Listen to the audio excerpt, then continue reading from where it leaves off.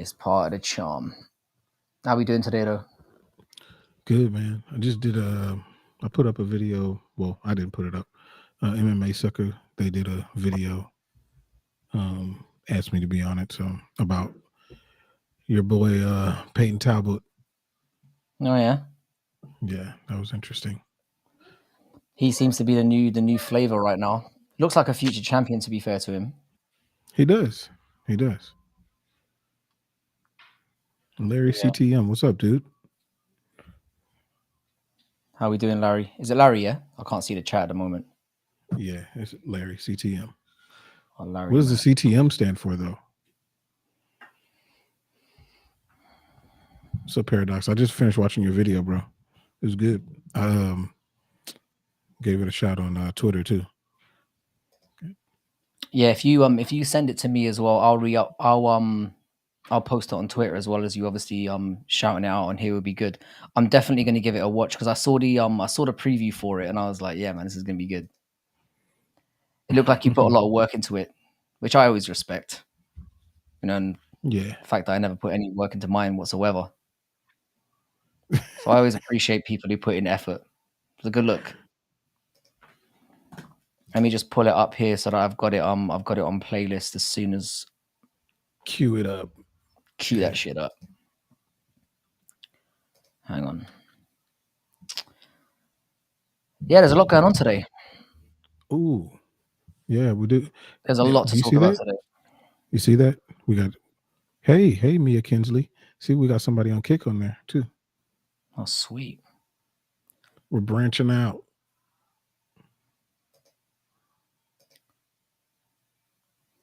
Yeah, I saw that Gene Silver and Dober announcement. Boy, that should be a banger. Yeah.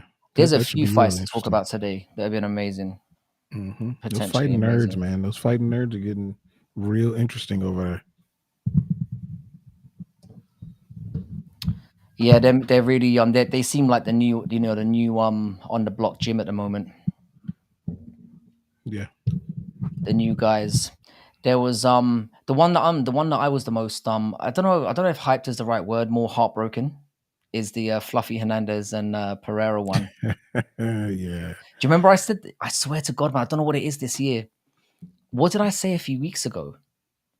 I said, oh, there's when we were talking about matchups for Fluffy, we talked about a few names, and I said I have a feeling they're going to give him Pereira.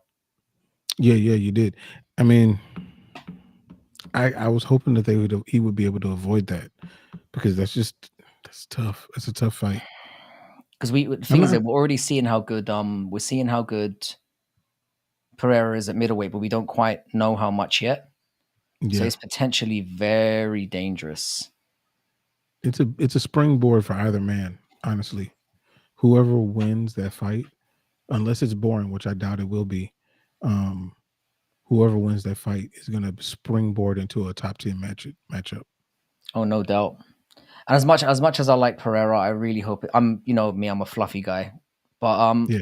At least I guess the one consolation I can take is I do like Pereira as well. So if he has to lose to somebody, at least there's somebody that used to do one of my favorite professions. Usually not with the male strippers. You know, that was reserved to one specific afternoon of the evening or evening of the week. But the rest was for the ladies. But fair play, I respect it. So I'm pretty chuffed. It's a good matchup, and we've had a few come out of the woodwork as well. How you doing, Smelly Fingers? Yeah, good to see you, bro. He said Nate Diaz called out a reporter at the presser. I mean, yeah. I mean, that's what Nate Diaz does, right? Not really a shock at this point. Call out somebody he could beat. How you doing? Good vibrations. Good to have you over here as well. Yeah, Nate Diaz called out this streamer kid Neon. He wasn't Neon, was it? I've heard of that little prick, and I hate him. I hope he gets the fight. It may have been. That'd be great. I don't know. Yeah. Who is Neon? Neon is that like I think he's like, he looks Indian, but I think he's like this little Muslim kid. You know the one who was going around on like Kick with that fought? That influencer chick, and he's basically like Jack Doherty level. Oh, okay. I consider him to be like them two to be on an equal par of just cunts that I'd like to see wiped off the planet. Oh, okay. Yeah. I remember this dude. Like yeah, he says some weird stuff all the time. He says weird stuff. It's not even the weird stuff. It's more that like he goes out of his way to be like confrontational and controversial, and it works. Yeah. He's like a representation of where the youth has gone wrong these days to the Yeah. maximum. Yeah, it's definitely working. Dude's got It's working. almost 800,000 Instagram followers. I mean, I think if correct me if I'm wrong on this chat. Yeah, wasn't he the one who faked his own death like years ago? Like he said he had some like chronic illness or something, and that and then he disappeared. He disappeared from social media and like YouTube for like 2 weeks, and then came back and said it was all a hoax. I have a question. Could Frankie grow out his hair and rock some dreads, or would that not be cool? Bro, I'm going to tell you a little secret. It's not really a secret. I used to cane roll my hair back in the day. I had a really long hair down to my asshole, and I had to do something with it. When I told that story a while back of like an ex of mine cutting my hair off, she cut like 2 of my locks off, and I had to get the whole like, because obviously you know yourself, brother. If someone chops off 2 in the middle of your head, Yeah, it looks silly. it's basically game over. You got to start from scratch. So you never know. I could never imagine. I could never imagine. I've got some photos. I'm willing to send them to you personally, but not on social media. I'm not ready for that kind of heat yet. Mind you, yeah. When I used to do it, yeah, it was one of those ones where people used to I'd get funny looks on the street, but then like people who I made it work. So it was one of those. Maybe I just thought I made it work. I don't know, but I'll send you the photos one day, and you can judge for yourself. Yeah, I couldn't imagine anybody taking scissors to my head unless I give them authorization. That would not go well for them. Yeah, I never saw her again, and I was with her for like 2.5 years. I never saw her again after that day. It was either that or go to jail. Yeah, that's exactly what would happen. It was one of those. Yeah. That's basically assault. These days, that would be assault. Yeah, it is. It is. Find a way to sue her. It was just a chuckle. It was a chuckle at the bar for everyone else. That's all that was. Plymouth said, "I'm happy to admit I don't know about the people you mentioned. I don't know about these people either. I had to look them up. So I forgot totally who Neon was, and then I saw his face, and I was like, yuck." Yeah, I was about to watch the Paradox video myself, but like I said, I literally just put my son to bed. Like you saw how late I came on, Jax. I literally dived on here 1 minute before we were about to go live, which I don't usually do. I like to get on here about 3 minutes before I go live usually. So yeah, I haven't watched the Paradox video yet, but I did see a little sneak preview, and it looks like your best work by far. And it's about Jon Jones, right? So I'm naturally just hyped about that. Looks amazing. So definitely throw the link up for that. And if you are newer here again, or been here for a while but you haven't subscribed to Paradox, please do that. He's one of the team, and we very much like him to get a boost. Yeah. Good vibration, smelly fingers. I've seen y'all around quite a bit, but definitely make sure y'all subscribe to Frankie and JAX and to Making the Walk. It's the whole group of channels that we have. So there's always some good stuff one place or another. We go live on all these channels. Frankie goes live like all the time. Like he's living live. But it may get to like a 24-hour just following around, like the Truman Show type thing. I might get to that level one day where I'm just like, fuck it, like, yeah, let's just do a follow around. It'd be sweet. Yes, your wife will love that. She would adore that. I'm sure she would. I think I could make it work. Yeah, but we like I think when you get to 30, 40, nearly 40 years old, good vibrations, you eventually you get some tales to tell. Some are like fun, lighthearted little things, and the others are like, oh my god, you're still alive. That's quite impressive. So it's a nice little mix. It's a nice little mix. But like we said, we've got a lot to talk about today. There's obviously there was the upcoming fights. There's a few things I want to get your thoughts on. First of all, we might as well talk. The first thing we might as well talk about before we get into the tier list. What did you think of the presser? The presser. It was depressor. Like that was it was I, you know. I mean, I think that Dricus said some catchy things. The thing that he said about the golf thing, that was cool. Izzy was he looked uninterested and it was whatever. Mm, I don't know. I didn't really take a lot out of that press conference. It was 30 minutes. I wish I could get back, to be yeah, honest. I was saying I was in on Brutally Honest stream earlier, and I kind of described it as in the 10-9 must system, you kind of have to give it to Dricus, Yeah. but it's because it's a 10-9 must system. I just felt that like Izzy was doing his usual thing of, oh, I'll come in there and drop a few one line like mic drops that like basically led to crickets. The usual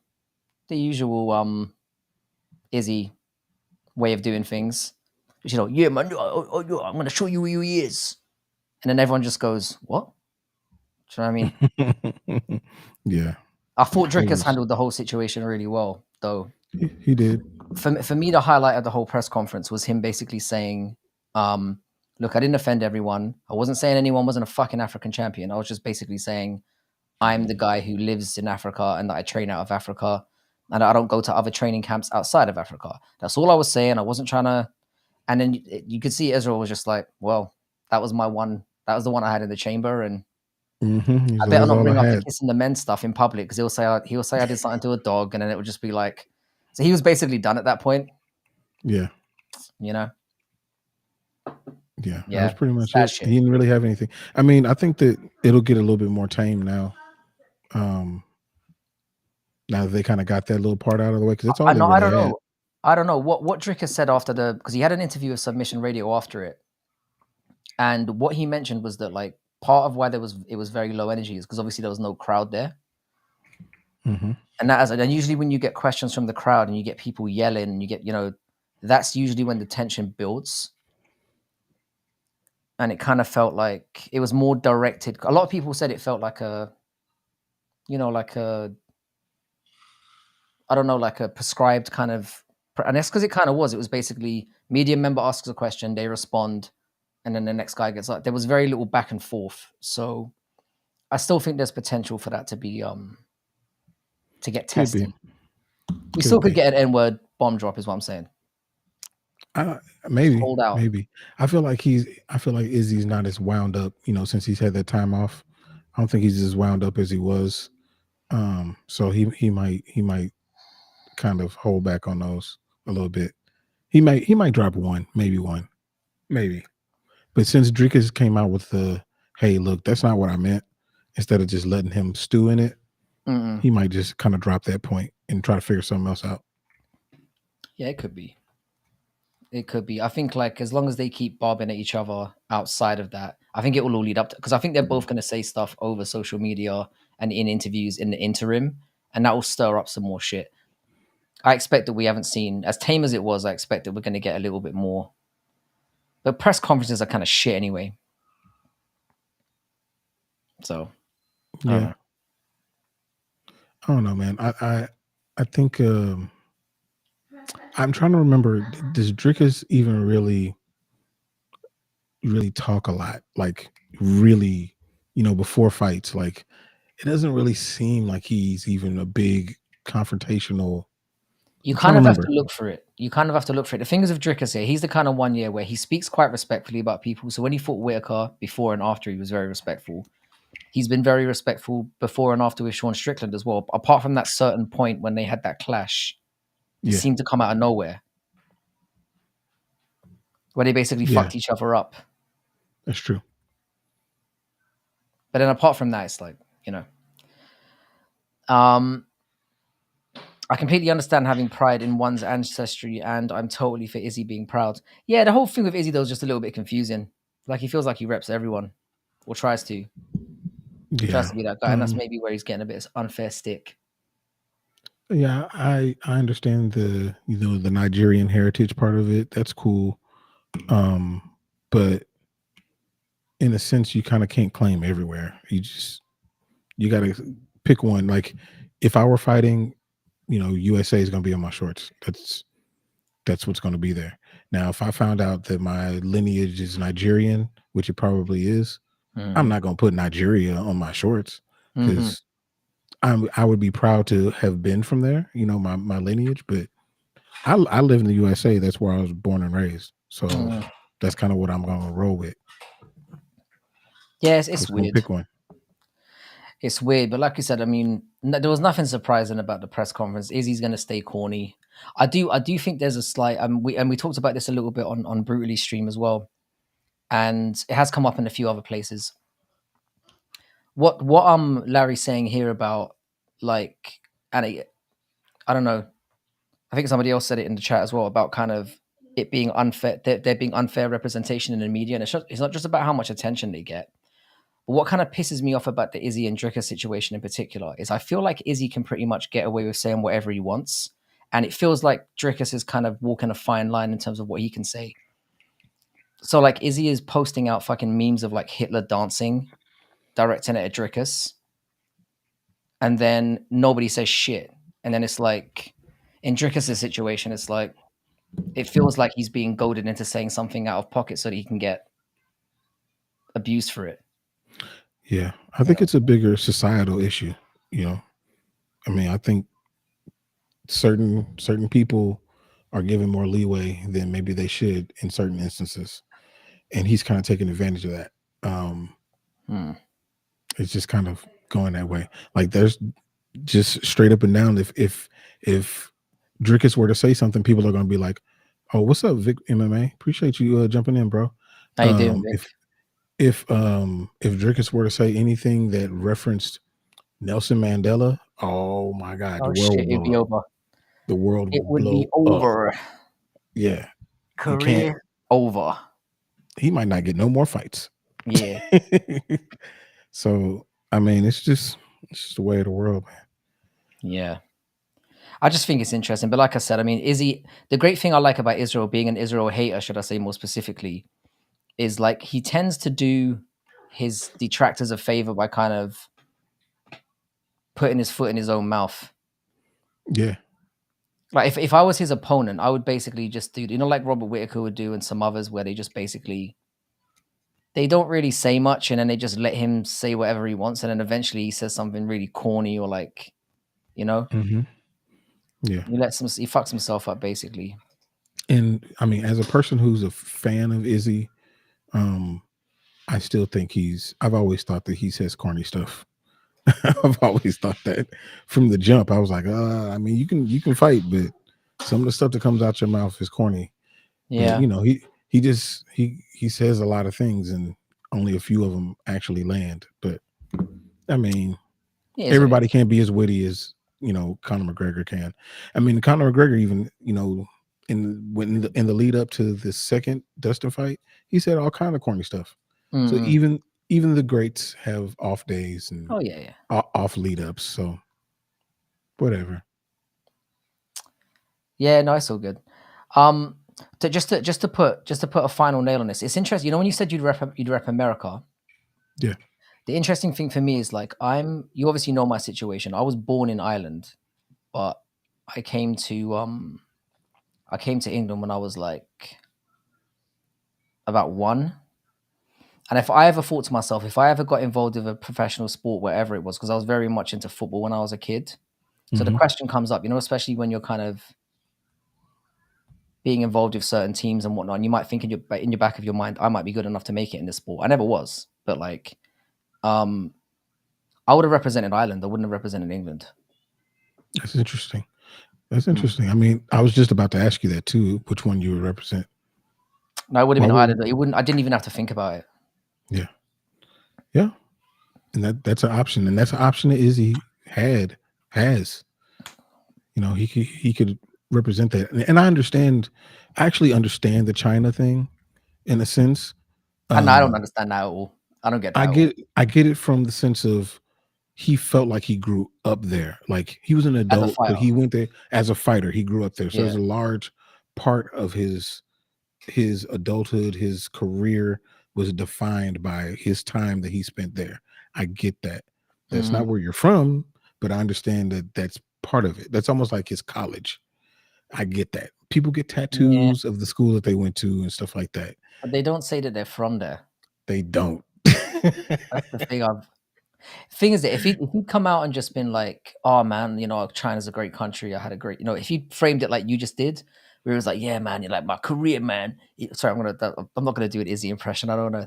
You know how he does it. But if he just said, "Oh, it's a great nation. I learned a lot there. I owe a big portion of my career to it," nobody would have said shit. But saying I'm Chinese, and then off the back of that, then saying, because the thing is, again in that presser, he mentioned something about, "Oh, when Dricus came in, I never said he wasn't I never said Mhm. he wasn't an African," and I was like, "Bro, you kind of did say that." Like He did kind of say that. after he said he was an African champion. Bear in mind, he didn't say anybody else wasn't. He made himself very clear. Said I was born and raised here. I still live here. I train here. I'm not training anywhere else. I'm training here.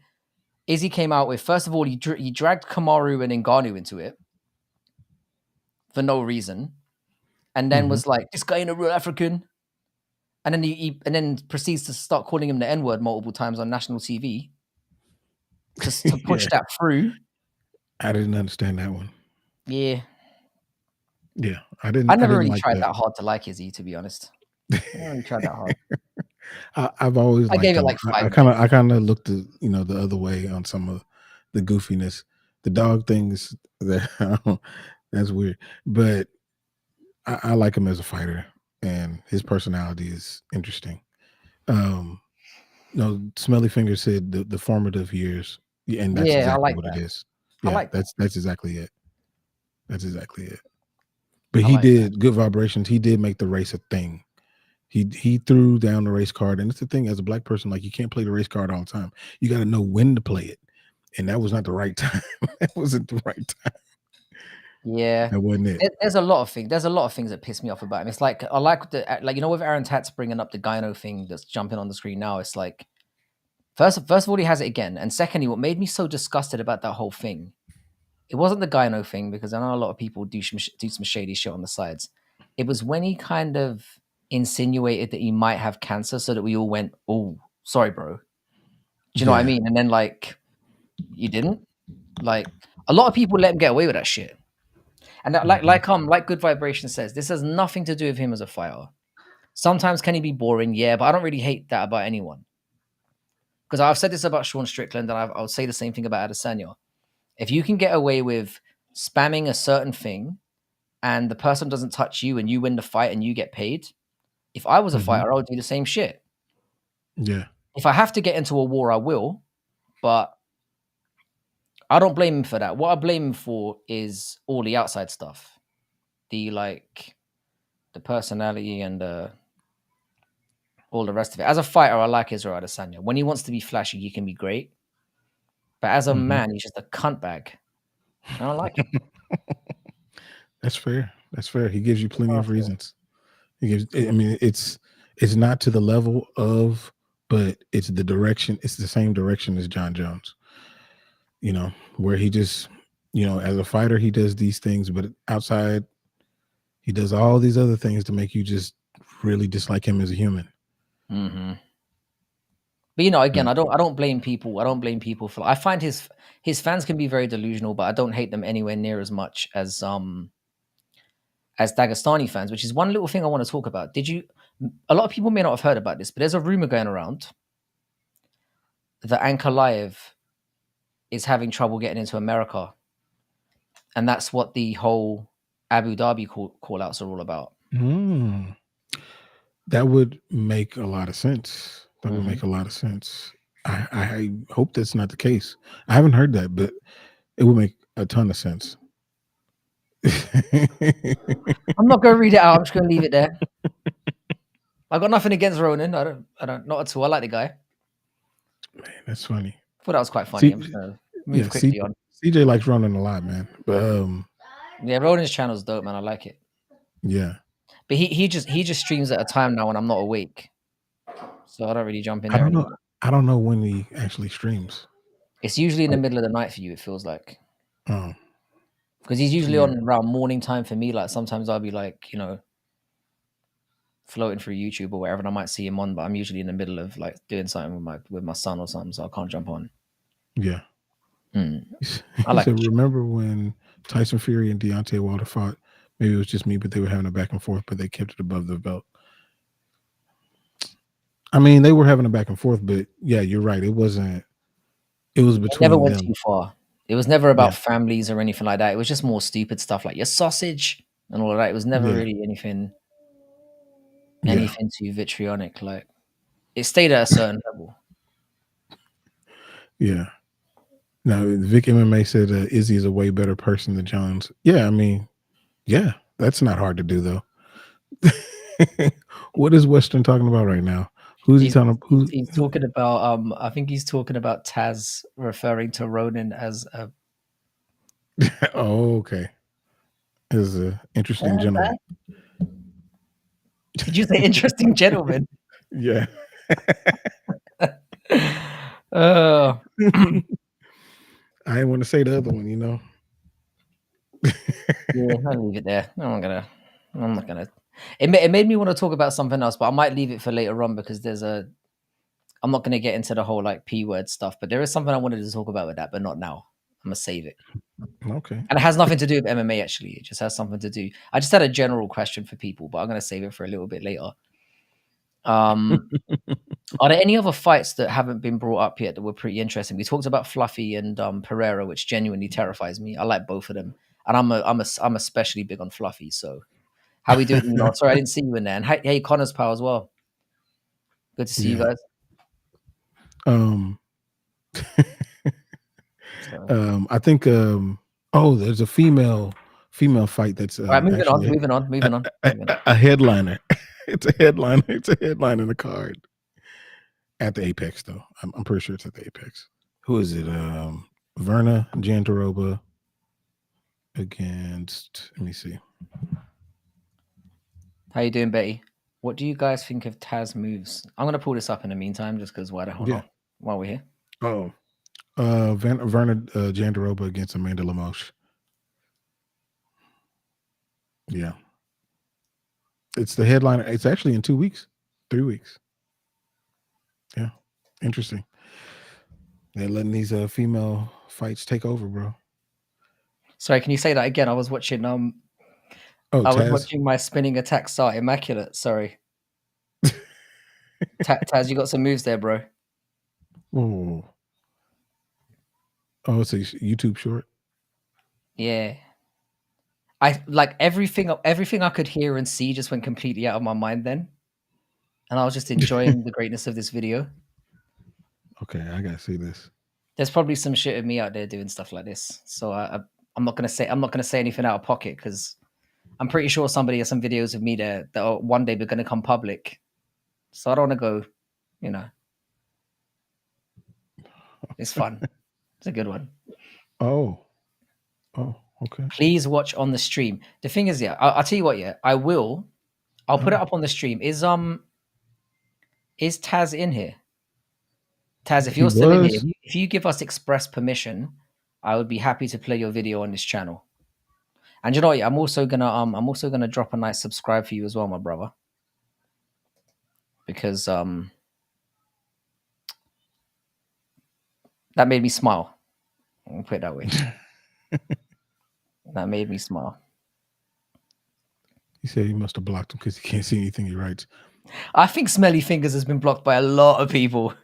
What have you been doing, Smelly Fingers? What you been Smelly doing to Fingers is people? my guy, but I can see why people might block you. I got blocked by like 3 people on Twitter today, so I'm not throwing out any like how dare you. Like it's like I'm saying you're a fellow brotherhood in distress. You're a fellow brother in distress here. Where people seem to block me for just having really, really, really fair and like concise opinions.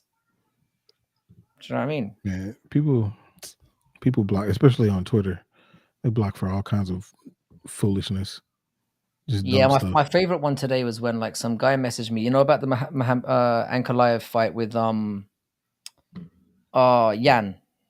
Yeah, and he said, "Oh man, Yan said after the fight that he thought he lost and that Ankalaev won the fight," and I was like, no, he didn't.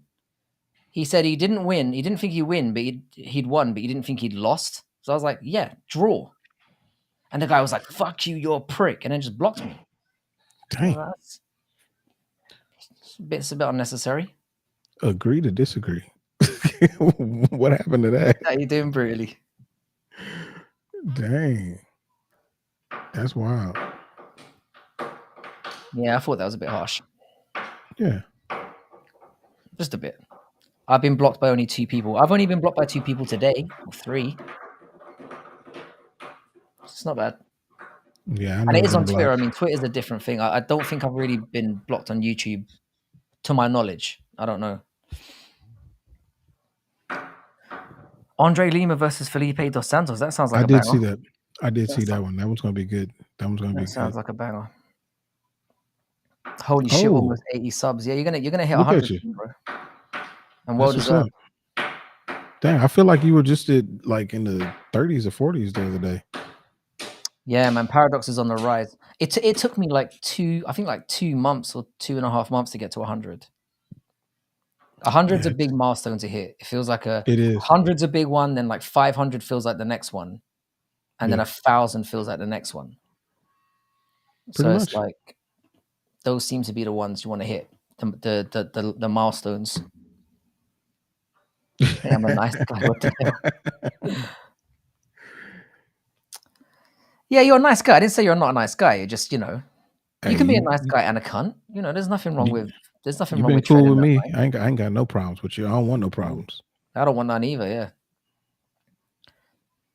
Is there a snake in your aircon? I don't know. I assume you're not talking about me. Was it something I said? Yeah. It was many things you said. Yeah, it wasn't one specific thing. It was like a collection of things. You were at 23 weeks ago. That's dope. Once I get 100, I'm famous. If you think about it, yeah, it's kind of a wild thing to think about. Like, if you had 100 people in a room, that would be a lot. Yeah. It's kind of crazy.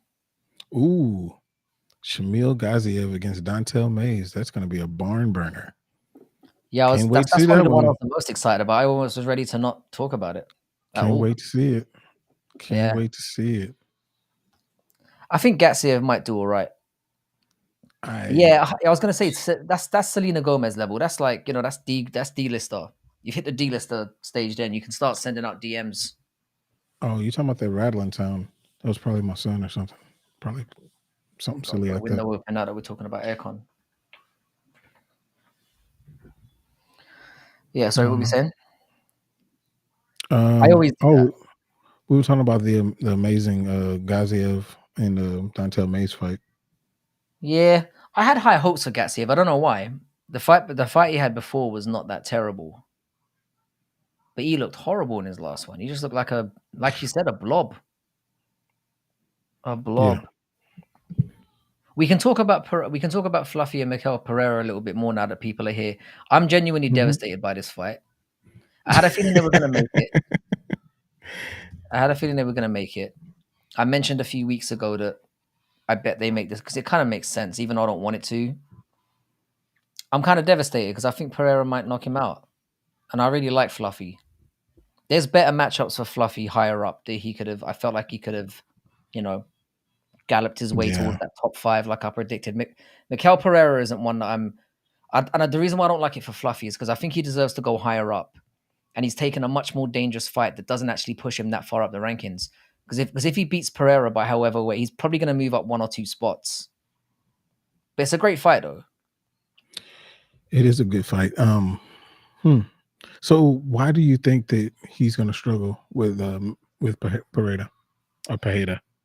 He's got good takedown defense, and he can bang. And I think it will be a 3-rounder. And I do think Fluffy's got a great chin, but Pereira's the way that Pereira's looked at middleweight, I'm concerned. I'm concerned. Yeah. I feel like I need somebody against Fluffy who's like the only thing that makes me potentially okay with the matchup from Fluffy's point of view is Pereira does do stupid stuff in gas, but I don't think he's going to be stupid enough to do that against Fluffy. No. No, I don't think he'll be stupid. Not at all. But I feel like the size advantage that he used to have down at welterweight, the more he moves up in weight and gets people that are able to stifle him, Mm-mm. it's going to start to show. I think Fluffy has a good chance of winning this fight. I'm still picking Fluffy, but it's just it's dangerous. But you're picking with your heart on this one. Picking with my heart. Picking with my heart, man.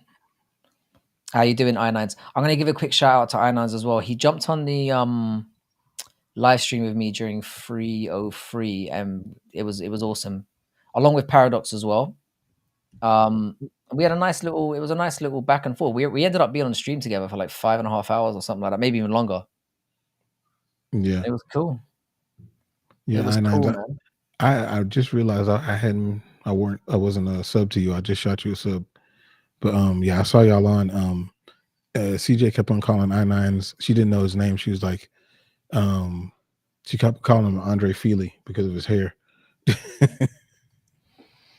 I feel like I9s definitely looks like somebody in the MMA space, but I can't quite figure out who it is.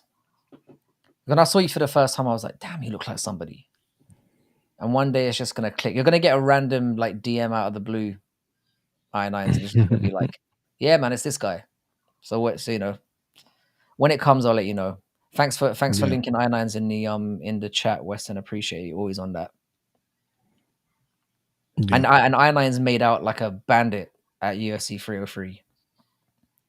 He was literally jumping off at the end of every fight and running around the room, swinging his underpants around in the air like that, going, "I'm fucking rich," and then coming back Yeah. and getting back to business. It was sick. Yeah. Once the second or third one hit, I should have been like, "So, bro, like, could you send me some of those?" He was clearly on a hot streak that night. Yeah, it sounds like it. Yeah. It sounds like it. That's what's up. But yeah, that was 303. I don't know. Like I left that card being like, was that good, or I don't know if that was good or No, not. no, it It wasn't. didn't feel good. It didn't feel good when I It wasn't left. good. It wasn't good. There were a few nice little fights on it. It was like, I mean, there was some standout moments. Like, I mean, the fact that Mace. I know people shot on Macy Chasson getting a bonus, but she did basically knock what's her face, Mayra Bueno Silva. She basically knocked her face off her skull. Like Yeah. women, you don't see that Yeah. from women that often. Yeah. The So cut was nasty. that cut was nasty. But yeah, it wasn't. There was maybe like Alex Pereira obviously stood out, Of course. He always does. and that was about it. And then we move on. That's pretty much Well, it's Peyton stood out for the 19 seconds that he had to work. Yeah, Peyton did. Peyton was a good performance. And he looks like he could be a future champion at his age. I'm getting like Sean O'Malley vibes. How do you Like think he whenever you does get in those, a Adrian Yanez fight though? I think he's gonna. I don't think that's gonna be a problem. Well, I don't really. I jumped off the Adrian Yanez train ages ago. After the Rob Font? Yeah, the Rob Font destroyed, and then there was another one after that. I can't remember who it was. Jonathan Martinez. Yeah, I mean, and Jonathan Martinez is really good, but Jonathan Martinez fucked him up. Yeah, Like, he it wasn't did. even Those leg close. kicks. He had no answers. No answers to those leg kicks. Yeah, so I'm not really too high on that. I think Talbot's gonna fuck him up. I kind of felt that the thing is when Talbot had his first fight in the UFC, I was like, yeah, it was. I know he won, but I wasn't overly impressed. But then when he did what he did to Cameron Simon, I was like, nah, this guy is really good. Because I think Cameron Simon is very decent. I think so too. But then I this think one, that at some point Cameron Simon is going to start to get ranked too. Like I think that kid is really good. He's only 22 as well. Yeah. So when you win an MMA fight, climb the cage and yell at the crowd, "I am the fucking man." Yeah, in chess on it wouldn't really be that much of a wild thing to say. To be fair, No, no. I kind of thought. I mean, to be honest though, I kind of thought. I said this in my last stream as well. When she had the presser, the presser just before I was actually like, she looks kind of good. Like she's Who? not that bad. You talking about Shaston. Macy? Yeah. She looks like Corey Sandhagen's sister or something like that. Like they look related or cousin And or then it's something. gone. And it's gone. That one moment it was there. And it's gone. Yeah. Did I mess it up? Yeah. You just ruined it. Thank you. They are at the same like family reunion at the least. At the least. Yeah. Yeah, I think that's fair. Pedro or Martinez? Yeah, Martinez. I'm gonna check that video out as well because I saw it pop up on my list as well. I think he's ready to go. Yeah, Yanez is pretty stupid for taking this fight. I don't see how he wins it. I'm surprised that people are saying they think it's going to be close because I don't see it at all. I think that him against Peyton would just depend on how Peyton would want to take the fight. We already know how Adrian would have to take the fight to win. Peyton doesn't have to do anything that Adrian wants to do. He could do whatever he wants and win. Yeah. So, like, I think it would be up to him. And anytime you have a fighter that it's up to them, they're more likely to win. So, and you know how I feel about Adrian. I'm a huge Adrian Yanez fan, but reality is reality, and I think that Peyton just has too many ways to win that fight. Yeah. Yeah, I agree. I think but at the same time, I wasn't like when Peyton took the fight, I wasn't like, oh my god, you pussy, like I was with your boy Joe Pyfer. I thought it was a fair call out. Like Yanez is at that level where it's like Talbot's young. It makes sense in terms of where they are in the rankings, even though he probably knows he'll stomp a mud hole in him. I didn't think, oh, that's a terrible call out. You're trying to basically stack wins at this point. I'm like, nah, you're young. Yanez is probably slightly above you. It makes sense. You know you can probably fuck him up. I get it as a call out. Whereas with the Yeah. Python one, I was just like, you're a disgraceful human. And I like, again, it just made me like him even less. I'm like, oh, you knocked a guy out. Nice one. And then he ruined it like 10 seconds later with that call out. Yeah, that was kind of I didn't enjoy that. Man, I feel like they're not understanding this. Chael has taught them how to do these things, and they're just not taking advantage of it. Yeah, if I was Yanez, I'd be making all kinds of excuses. I'd be coming with the, I don't know what I'd Smelly say. fingers is wild. I'd be like, I'm in the jacuzzi with some Thai bitches. I'm a bit busy right now. Go down the line. So I'd be saying if I was Yanez, like whatever excuse works really. It doesn't make him look completely like he's ducking him.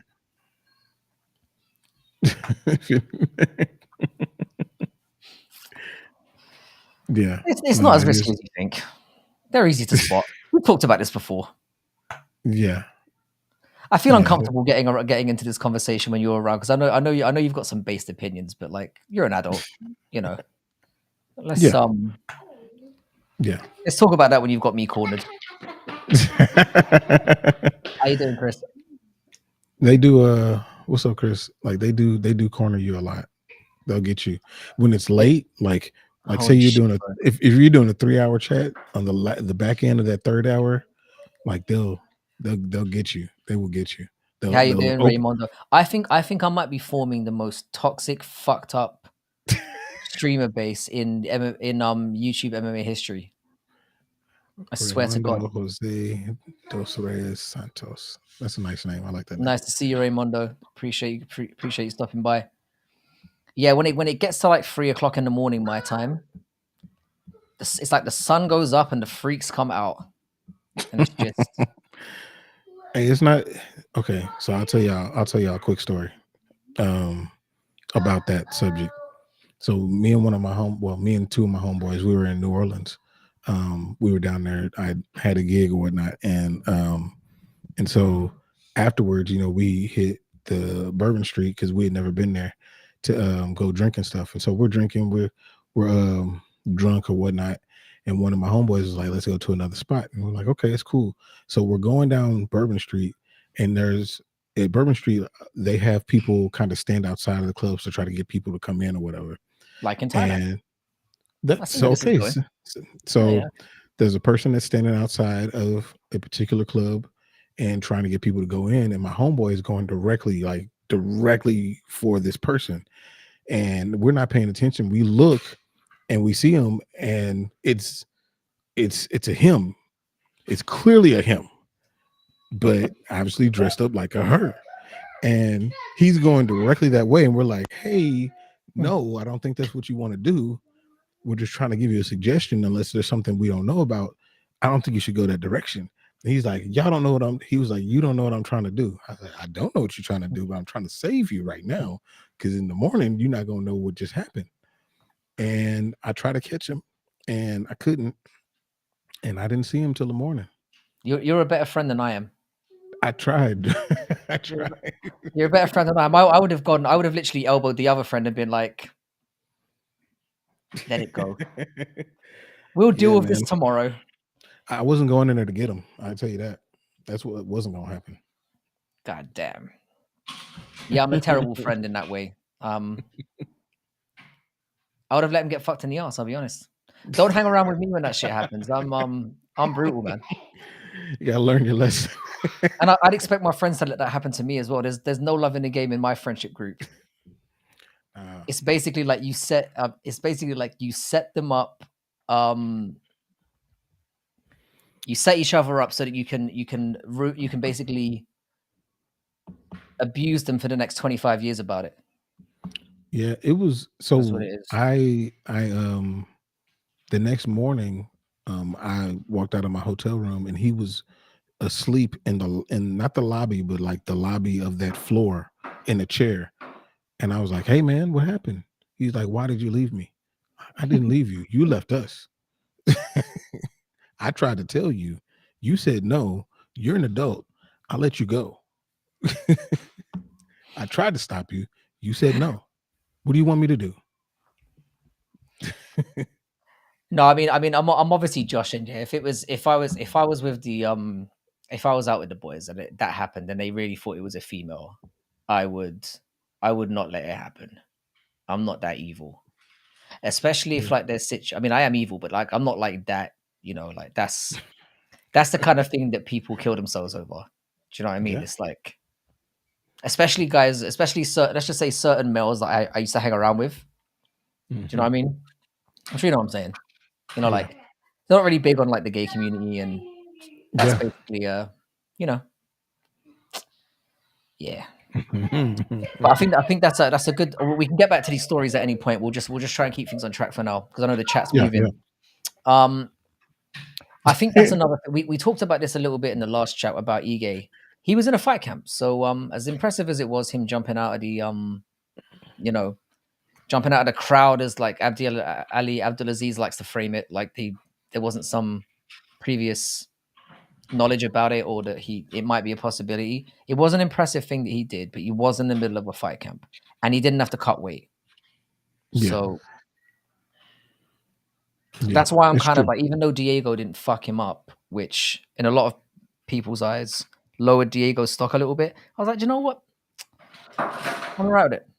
I'm alright with it. I kind of Yeah. get it was rough circumstances for him. So It was. Diego went through a lot too. A lot of people are giving Dan Ige credit, but you got to give Diego some credit too for what he went through. He went through a lot,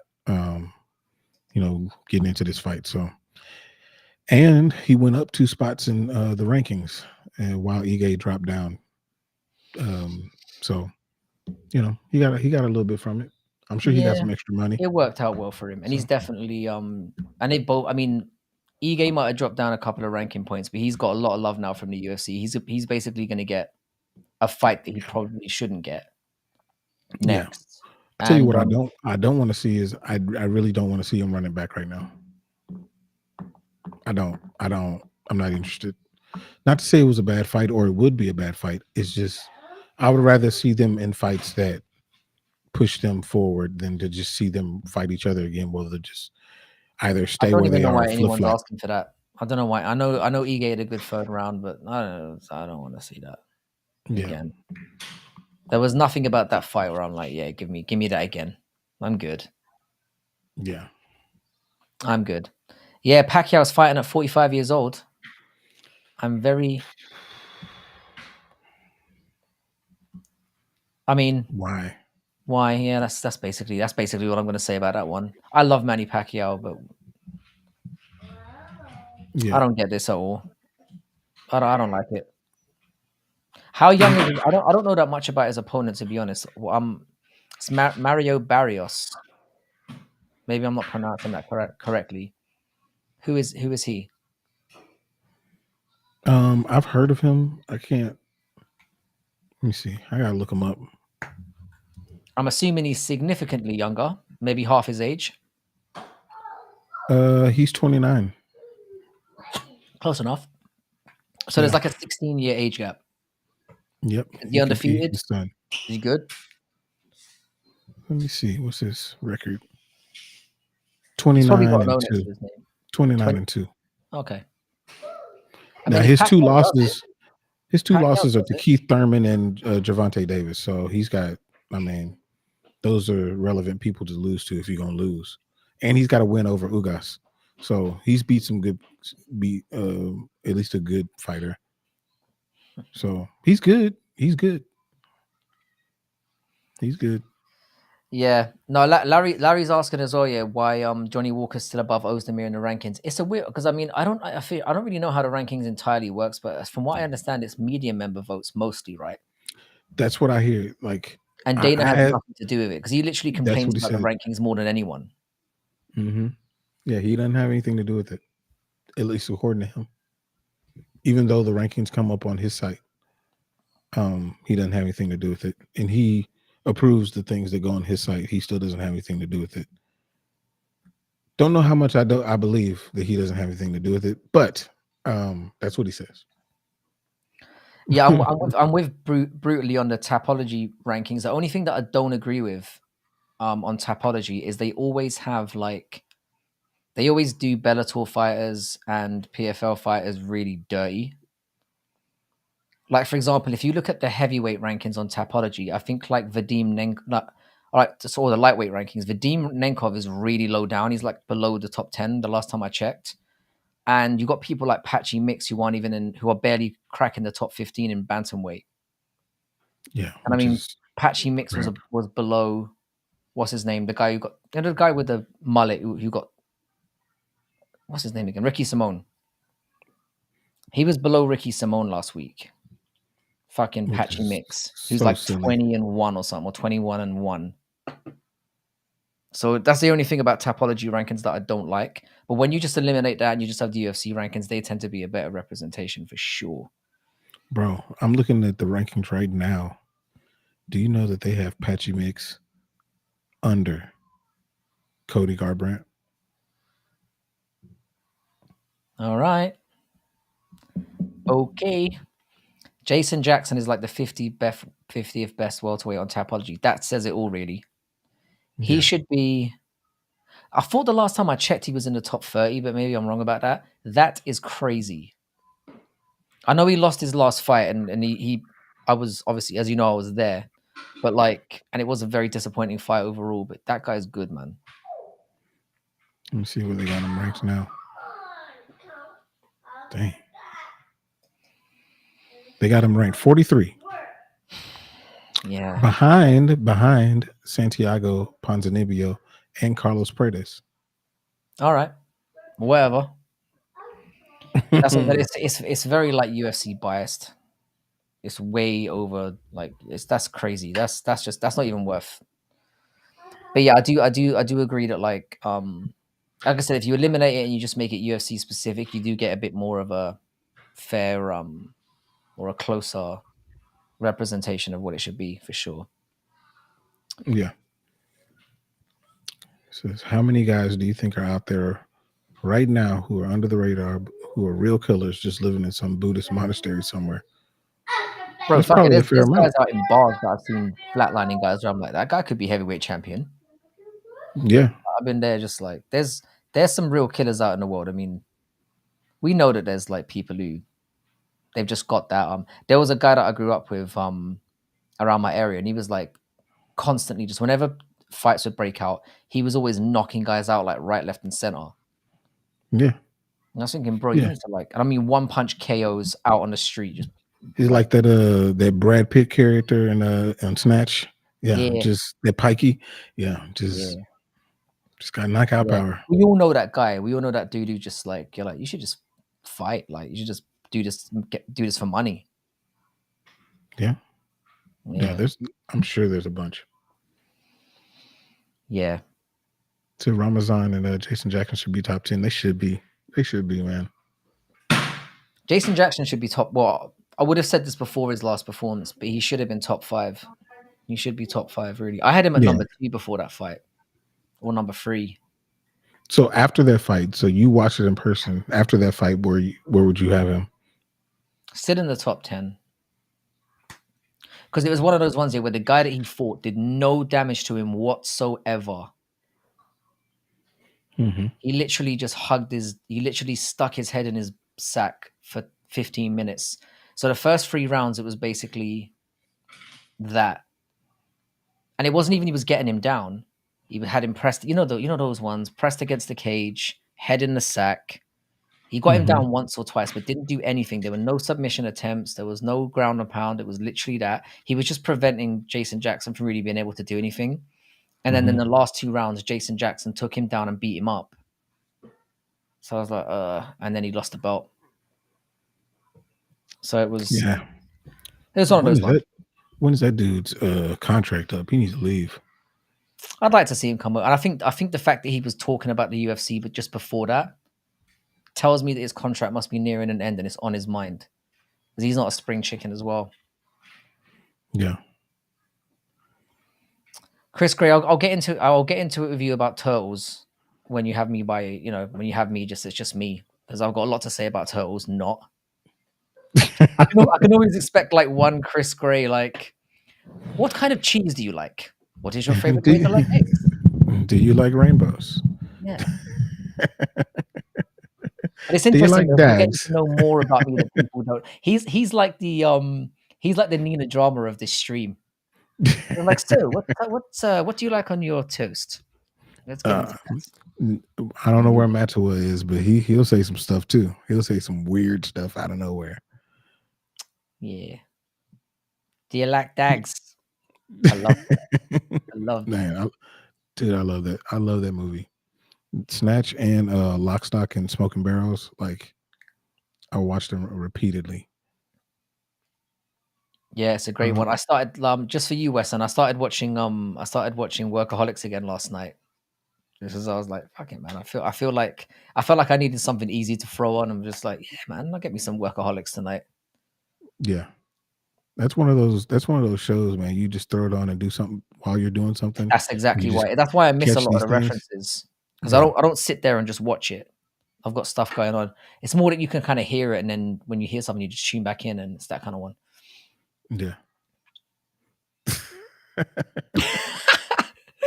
Oh man.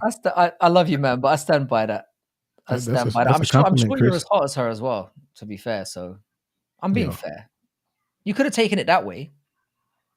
You could have That's a said that I compliment. was let's have a boy talk. What color are your assholes? Oh fuck. Why did I read that out? I've fallen into the trap again. I've fallen into the trap again. Oh man. Dang, there was something up there that somebody said. Oh, Good Vibrations was asking about thoughts on damage versus point striking. How many punches are worth a knockdown? I don't know. I mean, a knockdown is. I feel like the fight way that changing. things are now, the way that things are set up now, it's like people seem to be of the opinion that this is boxing, And like if somebody gets their fucking ass whooped for the entire round, but then they get knocked down at the end of it, they lose the round. Which I don't think that's not really how that works. No. And I think people are really misunderstanding the rules and the scoring criteria and stuff like that. No, I think what they want to do is move closer to what the schoolyard is, where it's damage based. Like if you're seeing a person getting beat up, once you stop it and you look at them and like, okay, you are getting whooped. Like you can tell, but it's a struggle. It's a struggle, especially when it's fights where people are humping each other, on the cage.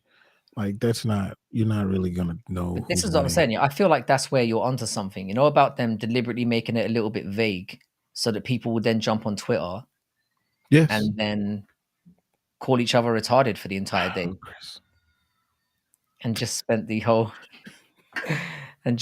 whole day abusing each other on Twitter about things they disagree on because there's so many different ways you can interpret things, Yeah, it's true. It's contrived a bit. Don't do this to me, Chris. Don't do this to me with this Nate Dogg thing.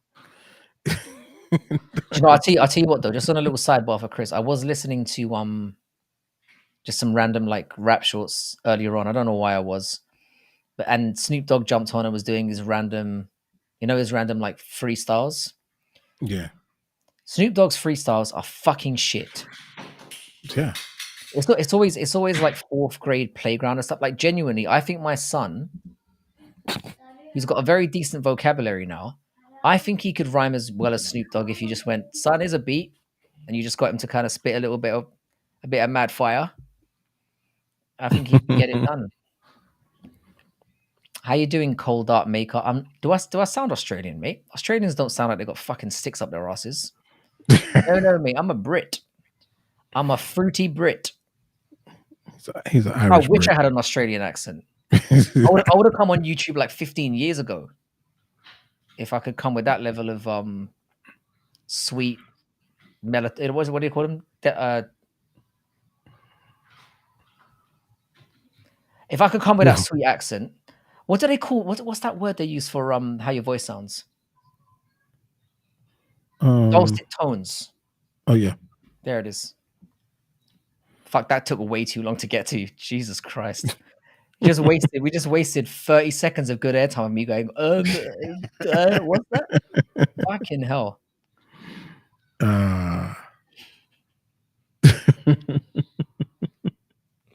Wait. So he said that his question was misunderstood. I don't know how I misunderstood that one. The I thing is, feel that's like a perfect question that's to ask pretty when Jax is. straightforward. That's the thing. That's a perfect question to ask when Jax is not around because you probably get an answer. Yeah. That's the thing. Yeah. I'm not answering that question, but Frankie might. Yeah. Oh, Frankie definitely would. I'm not doing it. I'm doing it now. We need so that when you clip this up later for the Frankie and JAX channel, which by the way, do get over there. Yeah. You don't want this butthole stuff leaking in. Do you know what I mean? That's strictly from my side of that. My very, very small section of the audience where things just get a little bit too wild. I do wish I was an Aussie. I said it. Yeah. Yeah, Aussies are dope. I don't know a bunch of them, but I do know Dougie. Yeah, no, I used to work with a bunch of those guys. They are they're like beer at 10 a.m. type fellas, which are just right down my street. Yeah. I like that. I like a bit of that. Can I remind people as well? And I keep forgetting to. Can you please like the stream if you don't mind, and also to obviously subscribe if you're not subscribed, and also subscribe to Frankie and JAX because, like I said, in the next 3 to 6 months, we're basically going to be transitioning all this random shit over to that channel. There. So we're going to stop at some point. We're going to stop doing the Frankie and JAX streams on here. And we'll just be doing our individual stuff. We'll be doing our MMA stuff basically on our private channels. But this kind of stuff where basically if you want like just general stuff, that's where you need to go. Yeah. Yeah. What's Brotendo 64s? I feel like we should what's this? Did I miss something? What's Brotendo 64s? I know what a Nintendo 64 is. Huh? Did I just Bronson. trip up again? Did my I don't British know, accent maybe. save me again? And this is like another I don't know. N-word moment that I avoided. I don't think so. I J would have J J willingly said J it. J J is not really the type to try to do me like that. No, Usually, no, he he normally asks pretty good questions. I don't know. I don't know about that one. Mm. Hold on, I'll be right back. The little one is calling me real quick. Which brings us on to Gooch talk today. Oh Right, you yeah, take do subscribe up there. Yeah, over there. Wait, that's perfect. Thanks for that, Western. Always bang on good time. You know, I'll talk about whatever the fuck you guys want to talk to. Was Frankie Edgar your first favorite fighter? Mine was Iceman. My first favorite fighter was oh boy, that's a tough question. It was probably Frank Shamrock. It was probably, but there may have been some others at the time. I wasn't a hardcore MMA fan back then. I've only kind of become hardcore in the last like 12, 13 years or so, where I started watching everything everywhere. I was more of a boxing guy. But there were definitely guys like Frank Shamrock and definitely wasn't like because I think people like Gracie kept me away from the sport because I was like, this shit's gay, and I just didn't really want to watch. Like I used to kind of mock it a little bit. I sorry, what did I? no, he said, ask Frankie if he Okay, can touch his toes. What are you doing? see, this is the real smelly fingers we're getting here. Dang, you talking about your first favorite fighter? Yeah, I said it might have been Frank Shamrock was the first one I remember being like a. But again, I told you like I wasn't really big on MMA back then. I'd watch the occasional thing, but like I said, I thought it was gay corn back then. Mm. I'd watch like the odd Gracie thing and them hyping them because you know the Gracie's got a lot of attention back then, and also yeah, Frank like Ken Shamrock got a lot of attention because I was obviously very young and like he was in the WWE and I was like, what's this UFC shit? And I'd go and watch him fight in a real fight, and he'd fight like a fucking pussy most of the time. So I was like, is this what everyone's talking about? And I just never really, it took me a while to get into it. Man, GSP think was probably another one that really stood out to me as well, like earlier on. And then he got fucking boring. yeah, So there's a I few. It's think usually someone batshit crazy and gets my you into it. first the first couple with Uriah Faber for sure, and Miguel Angel Torres. Hmm. Um, I was a big fan of him. Big fan of him. But you know how I feel about the WC. Like the WC was big for me. And then Jose Aldo, yeah. Jose Aldo was another one. after that, it was BJ Penn and Anderson Silva. Anderson Silva was up there as well. I can't really sort the timelines out because I can't really remember that far back because I'm going a bit senile. So like I'd have to really think about it from like timeline days. But that's a good question. Yeah, yeah. Chris Lieben is a good one as well. Chris Carlos Lieben is one of Condit. those Carlos ones that Condit was another one.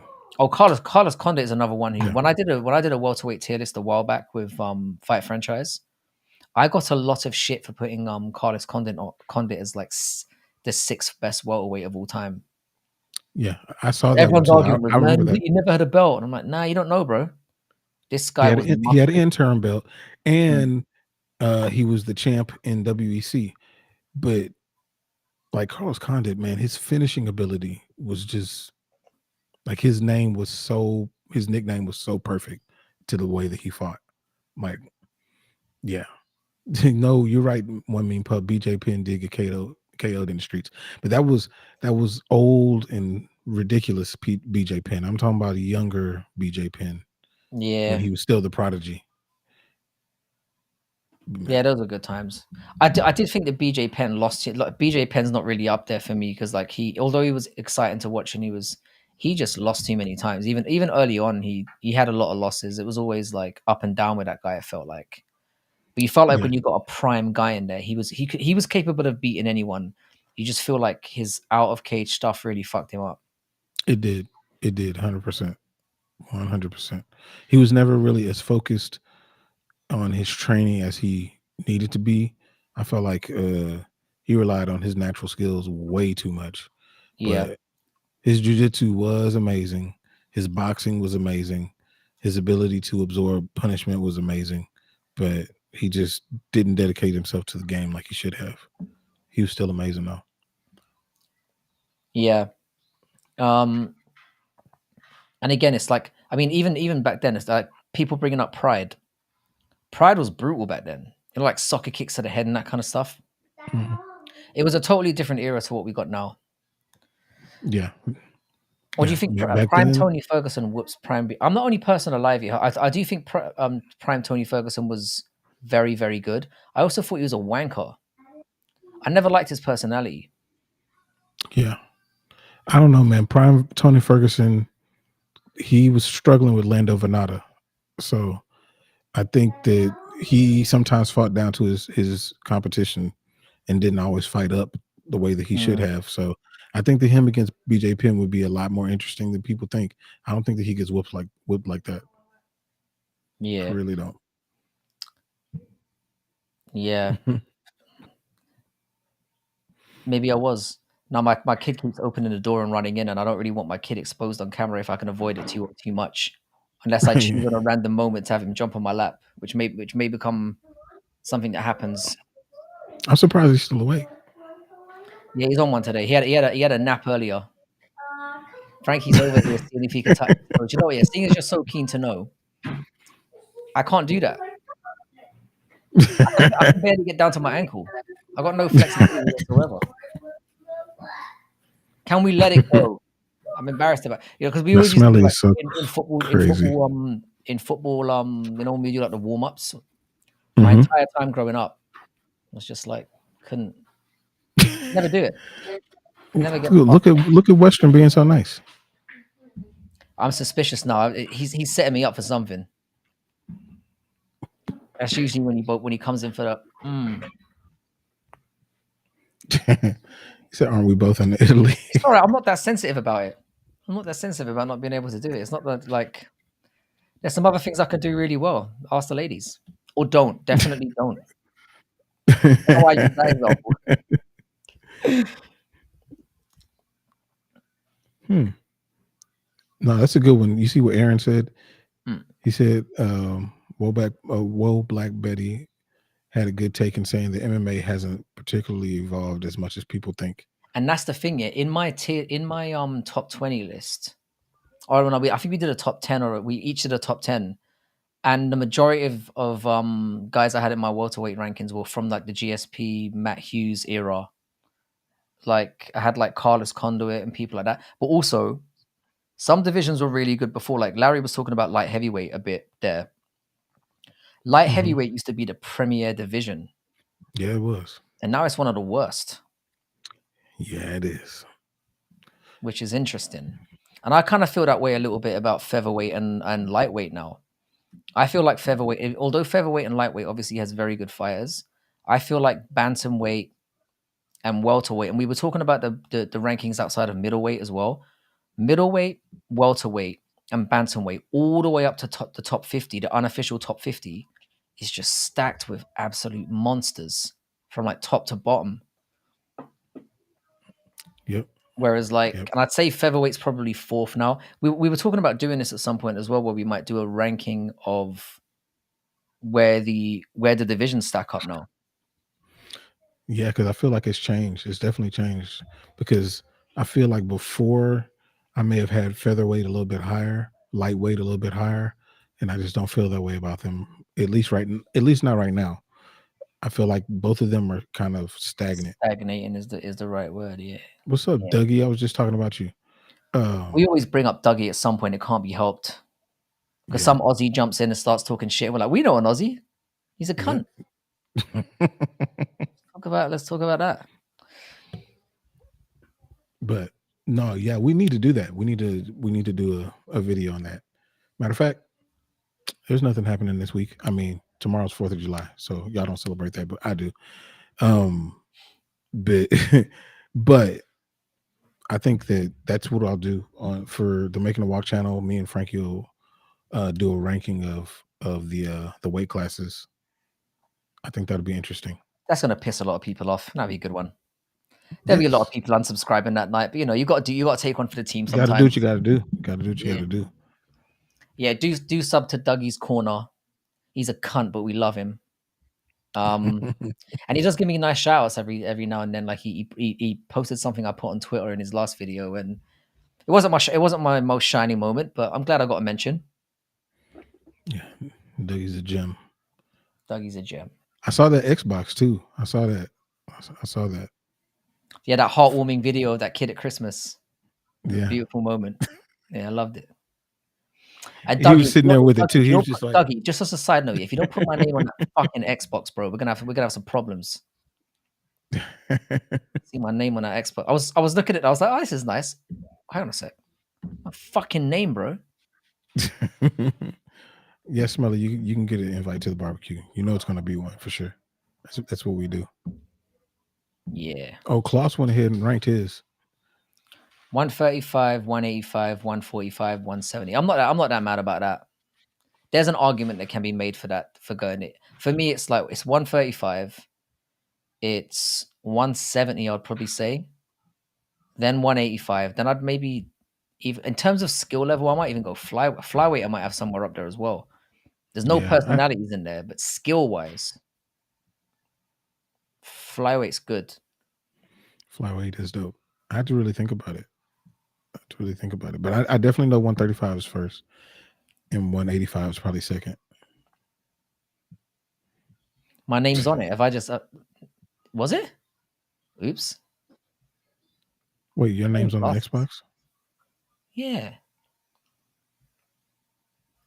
I was genuinely hurt, and now I'm like, oh, thanks. So Larry said that lightweight is definitely the number one toughest division. Then bantamweight, then featherweight, then welterweight, flyweight, middleweight, light heavyweight, heavyweight. Do you know what, Larry? The reason before we get into that, I will say, like, no, in terms of, for me, a big indicator of how good the division is how much danger their champion is in. And Islam Makhachev ain't in no danger whatsoever. None at all. None. That's why I have it a little bit more down there. And also, if you look at lightweight, we could pull up lightweight again. If you look at the lightweight rankings in the top 15, everyone's either losses or they're either they're coming off a loss or they fought each other already.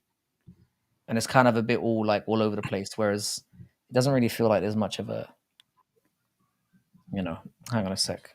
Let's check it out. Let's just make it stark. Hang on. Here's, blow that up. Here's lightweight. So there's lightweight over there. So my point is proven. Arman Tsarukyan can't fight for however long. Charles Oliveira's lost to him. Justin Gaethje's just lost to Max Holloway. Dustin Poirier's just lost to the champion. Mateus Gamrot, no one likes him. Michael Chandler, we don't even need to go into him. Benil Dariush has lost 2 in a row. Rafael Fiziev has just lost. Max Holloway shouldn't be number 9. And then when you start getting a little bit lower, it's like, all right, Moicano's on a little bit of a run, but who's he really beat? He just beat Jalen Turner, he's had a few losses. Same thing with Dan Hooker.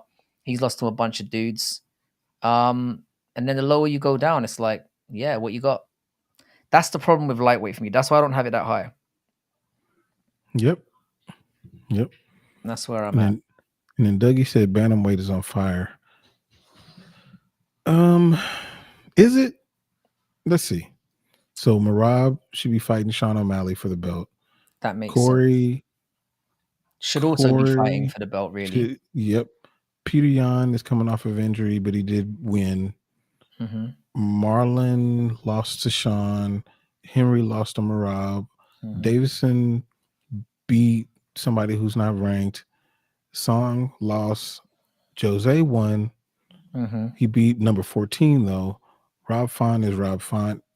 And then you've got guys like Umar and Kyler and Mario Batista, who you could all say could potentially be top 5 at some point. Yeah, I mean, I still think it's the best division. And if you look outside of bantamweight, it gets even, like, if you look outside that top 15, there's loads of guys that are just unreal. True. Saeed, Yanez, Tawad, like tons of people, tons. It's true.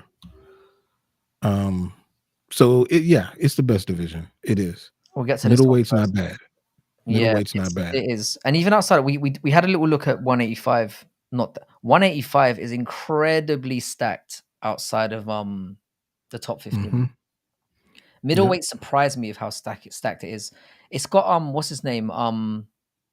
Oh shit, what's his name? The guy who's 14-0.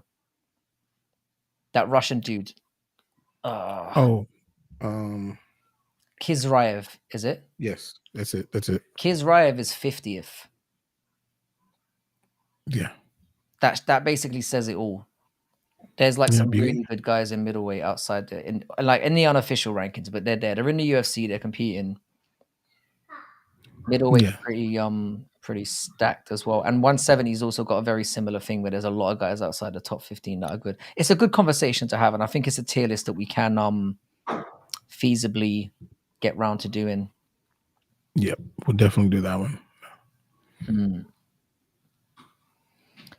I wish they match Max Holloway up against Islam. I think his cardio and grappling defense would give him a great chance. That's the fight I wanted. When he beat Gaethje, that's the fight I was calling for instantly. I don't want him to go back to 145. Yeah. I genuinely don't. I think he's much better suited to fight in Islam as well. I would have loved to see it, especially now. I think if they'd known that Sarukian was going to be out, and considering they're the ones that banned him, they should have been pushing for that Max Holloway fight immediately. How you doing, Mo? Yeah, once here. I never expect Mo to, even though I love when Mo turns up, I never really expect him to, because even though I'm up until the crack of dawn, I don't expect that you will be. So it's cool to have some of the UK brothers representing. Yeah. Yeah, I was talking about 125 as well. I think 125 is legit amazing as well. I'd have 125 easily in my top. Well, it's definitely in the top 5. Top 4? Maybe top 4. Yeah. I'd have it above featherweight and lightweight now. I'm being real. Yeah, I would. They just featherweight and lightweight has too many questions, too many weird situations going on. They're both stagnant, especially with their champions. Not just, I mean, I know Islam just fought, but when is he gonna fight again? Like, how long are we gonna wait? Is he gonna fight on Abu Dhabi? Probably not. It's gonna be a hot minute. Maybe they'll do Dustin Poirier again. All your dreams will come true. It'll be that. I will literally stop watching UFC entirely if they do that. I'm done. Bruh. So, you know what it reminded me of was, you remember when Uriah Faber got like so many title shots? Like, it was ridiculous how many title shots he got. He had like 4 of them. I remember. Like, it reminds me of that. Yeah, Dustin doesn't deserve another. Where guys are just forcing themselves out of contention, you just got to keep doing the same thing over and over again. It would be as bad as the Colby situation again. Like, it would be that all over again. It's like, it's enough now. He should never get a title shot again, ever. Nah, I think it's a wrap, man. I really do. And you know that's my guy. But let's just be real. So Aaron's usually a very good source of information for this. He very rarely misses. He's saying that we're going to get Oliveira fight news soon, and I think I saw something about that. Who do you think it might be? Off the top of your head. I mean, I wouldn't. I mean, you know that there was the rumors after Dan Hooker was joking on the TV show with Alexander Volkanovski. It's not going to be about Dan it being him. It ain't gonna be him because that doesn't make sense. It has to be somebody coming off of a loss. I don't think it'll be Justin Gaethje again. I think that there's a weird feeling in my bones here that it could be either Islam or Colby. I feel like those are the 2 options for him right now. That's true. I did see the stuff about Colby. Gamrot? So no. Well, you know what? They might make. They don't like Gamrot. They might make Gamrot fight him. Gosh, Gamrot, he's in such a bad situation, dude. Gosh, he's in a bad situation. Moicano, I don't think is going to happen because with them, I think they have a relationship of something, not that kind of relationship, but I think because they're both Brazilian and they have trained together before, I believe. Isn't he supposed to fight Benoit Saint-Denis in Paris anyway? I think that's what's happening. I think he is. I don't think it's been made official yet, but it's, you know, those ones where it's pretty much done. Yeah.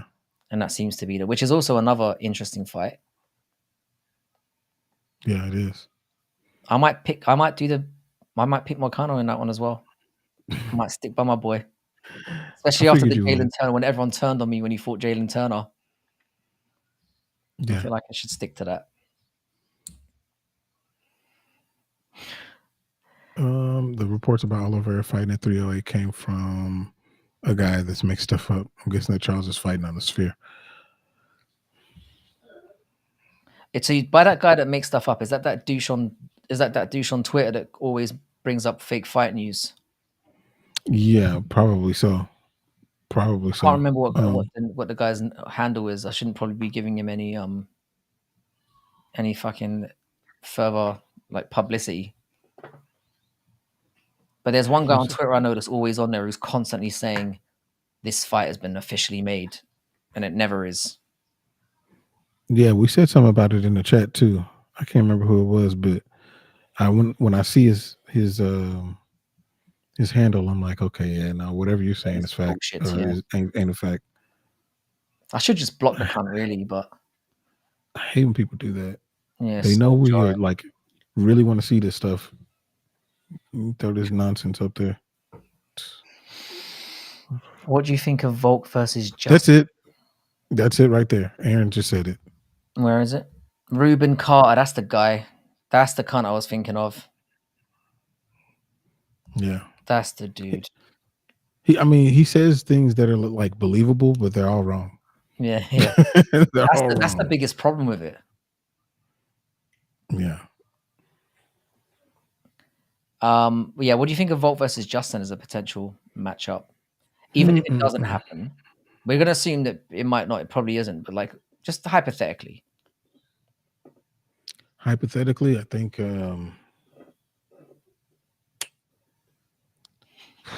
I just don't know who Volk is right now. I don't know who that dude is. I don't know who he is anymore. you can. By the way, can I say you can see why I have a problem staying on track in my chat these days? Oh yeah, I do. I do. I do. It's like I come in there with. I used to come in there with a plan. I'd have things written down. I'd be like, right, we're going to talk about this. We're going to talk about this, and then shit like this comes up, and it's just like Bro, I how just many throw people things out the window anymore. I don't plan anything when I in this come on chat? live stream anymore. How many people are in this chat? I've got 23 here on YouTube. I don't even know. It's crazy, man. I can't even see. But like, and I know it's more than that. But that's what you see these things, and like everybody's saying things that are super funny, and like when I'm talking, I'm trying to make a point, and then I read, pardon my French, but I hate how Dana has. And that's the thing. And then your brain just wipes out. You're like, what the fuck was I talking about again? You just imagine him sucking Jon Jones off, pretty much. That's when I've got a very like an emotive mind. As soon as someone says something, it's like boom, it's just right there. Like I think I might have some kind of syndrome of some kind because it literally just happens ADD, instantaneously. dude. Yeah, dog. Y'all say some hilarious stuff. Smelly Fingers is a fool. Mo is a fool. Tats is like, hey, look, these are the facts. This is what we're talking about. You know what I'm saying? Western's crazy. This would be funny as well. Charles and Connor would like. I feel like Chandler's about to get fucked over and have the biggest meltdown of all time. A Chris Benoit situation. I hope it's not Oh that. But yeah, that's what I'm thinking. I think he's on the verge. And the thing is, yeah, Chandler, yeah, secretly might be the most hated guy in the UFC. He's almost Ian Gary levels. Whenever I see this guy on Twitter, he'll post something corny and literally get attacked from all sides. I'm amazed he operate. Maybe it's his whole shtick. Maybe that he thinks, oh, I'll just generate some hate, and then people. Maybe that's his idea of getting attention and getting. Do you know what I mean? But I think I never see him getting positive anything from anyone. Even people who suck people off on Twitter, they're very much like, shut up, you balloon animal, and just start abusing him and calling him corny. And he never has nice stuff. If you look at his Twitter, all of his stuff is just riddled with just like hate. yeah, Nobody likes him. It's unfortunate, dude. Like that sucks for him. But even Dos Anjos went back at him. And that was hilarious to me. Like when RDA goes back at you, and RDA don't say nothing to nobody. Yeah, he just came out of the woodwork and was like, I was like, corny. I was like, oh man. I'm like, RDA? Yeah. and actually saying good stuff too. Yeah, it was funny as well. Yeah, he Yeah. Chandler got like, yeah, he got ripped apart in a space of about like by 3 different people on the same day because he tried to say to because Dustin made that comment about oh, I'll jump in to Mhm. Islam, and then Islam was like no, like, He's like, and then "No, thanks."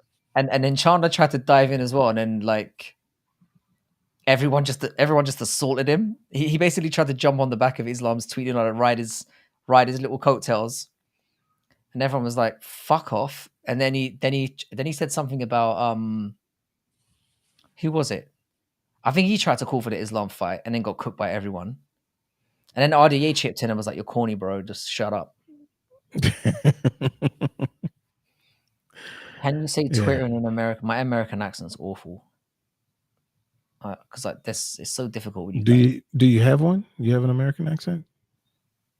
I don't have one I can go to. If I did, it would be like, you know that redneck one. That's what I'd go for. Probably easy.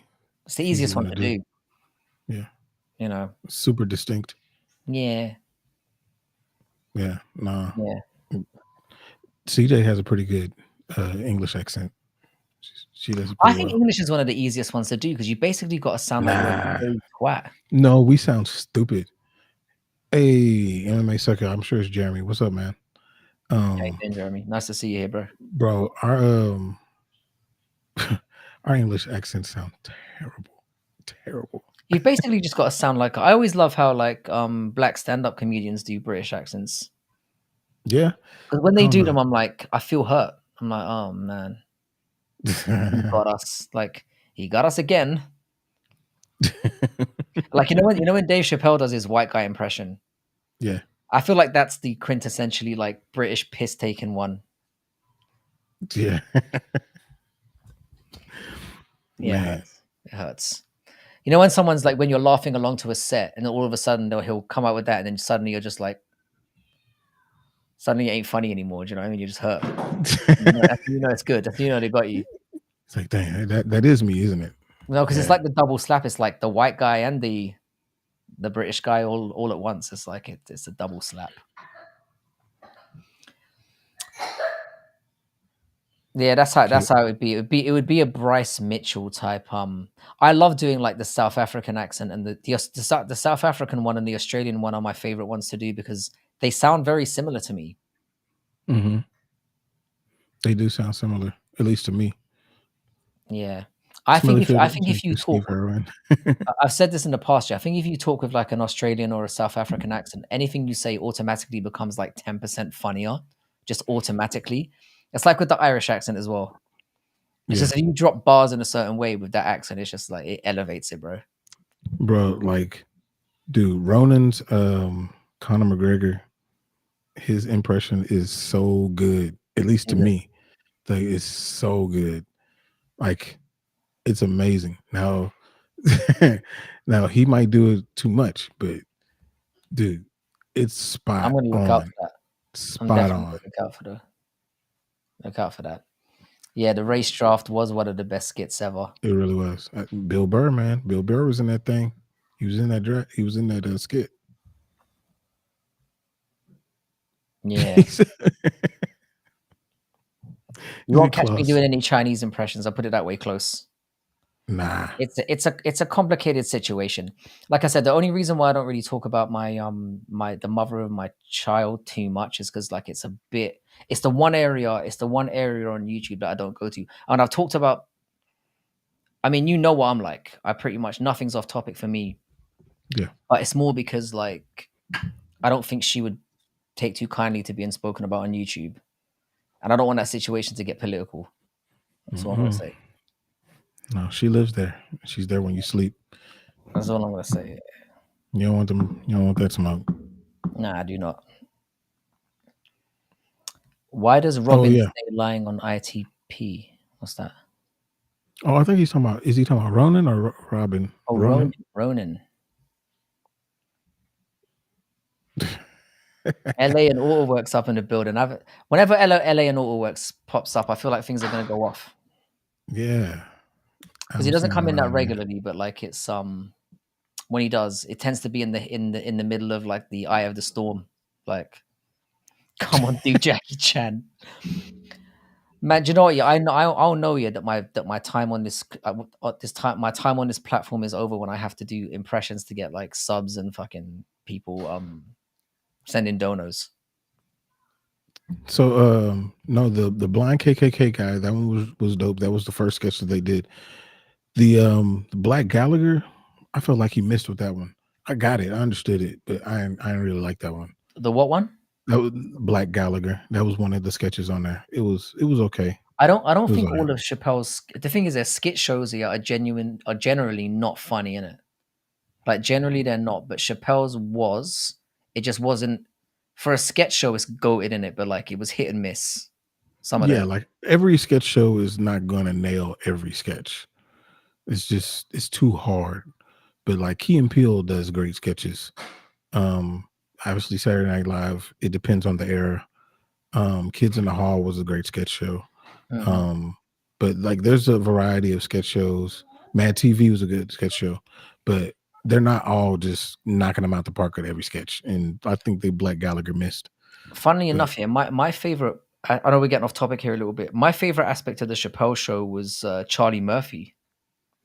Charlie Murphy was funny. I love the Charlie Murphy little stories, the Hollywood stories from Charlie. They were my favorite. They were my favorite And they parts were about that whole thing. true, dog. They were true. That's what was so funny about them. Seinfeld is not funny, you're right. But um Charlie Murphy, have you heard Eddie Murphy do Charlie Murphy, an impression of Charlie Murphy? I haven't. No. Bro, oh my god, it's so good. It's perfect. He sounds just like him. Yeah, the Fear Factor one was funny. So I can imagine he'd do it because he's his brother, isn't it? I mean, Like of course, he had a lot of practice, anyone can but do a no, he's Charlie so Murphy. good. There was somebody else I heard doing a Charlie Murphy the other day. That was really funny. It was another. Oh, who was it? It was another comedian. It was another. It was one of the big dogs.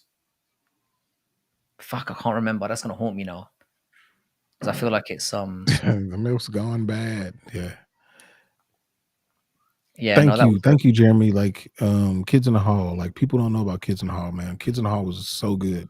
I can't bring it into I can't bring it into the forefront of my mind. I might have to go back and watch. It was 'Cause it was so everyone's been good. shouting "Kids in the Hall," so I might need to check that out as well. I'm always good Yeah. at going back at old stuff. Yeah, Charlie Murphy's is hilarious. Because the thing is, it wasn't. I know it makes it sound like I'm bigging up like Charlie Murphy's. He was the best part. But it was when they all came together. Because you'd have Charlie Murphy telling the stories, obviously, and then Dave Chappelle would be the one doing the Yeah, impression of acting it whoever it out. was, and it just went together so perfectly. It did, man. His whole set, man. Everybody that was involved in the show, like he just picked the perfect team to go along with him. Like Yeah. it was. Would you pick the Rick James one over the Prince one? Ooh.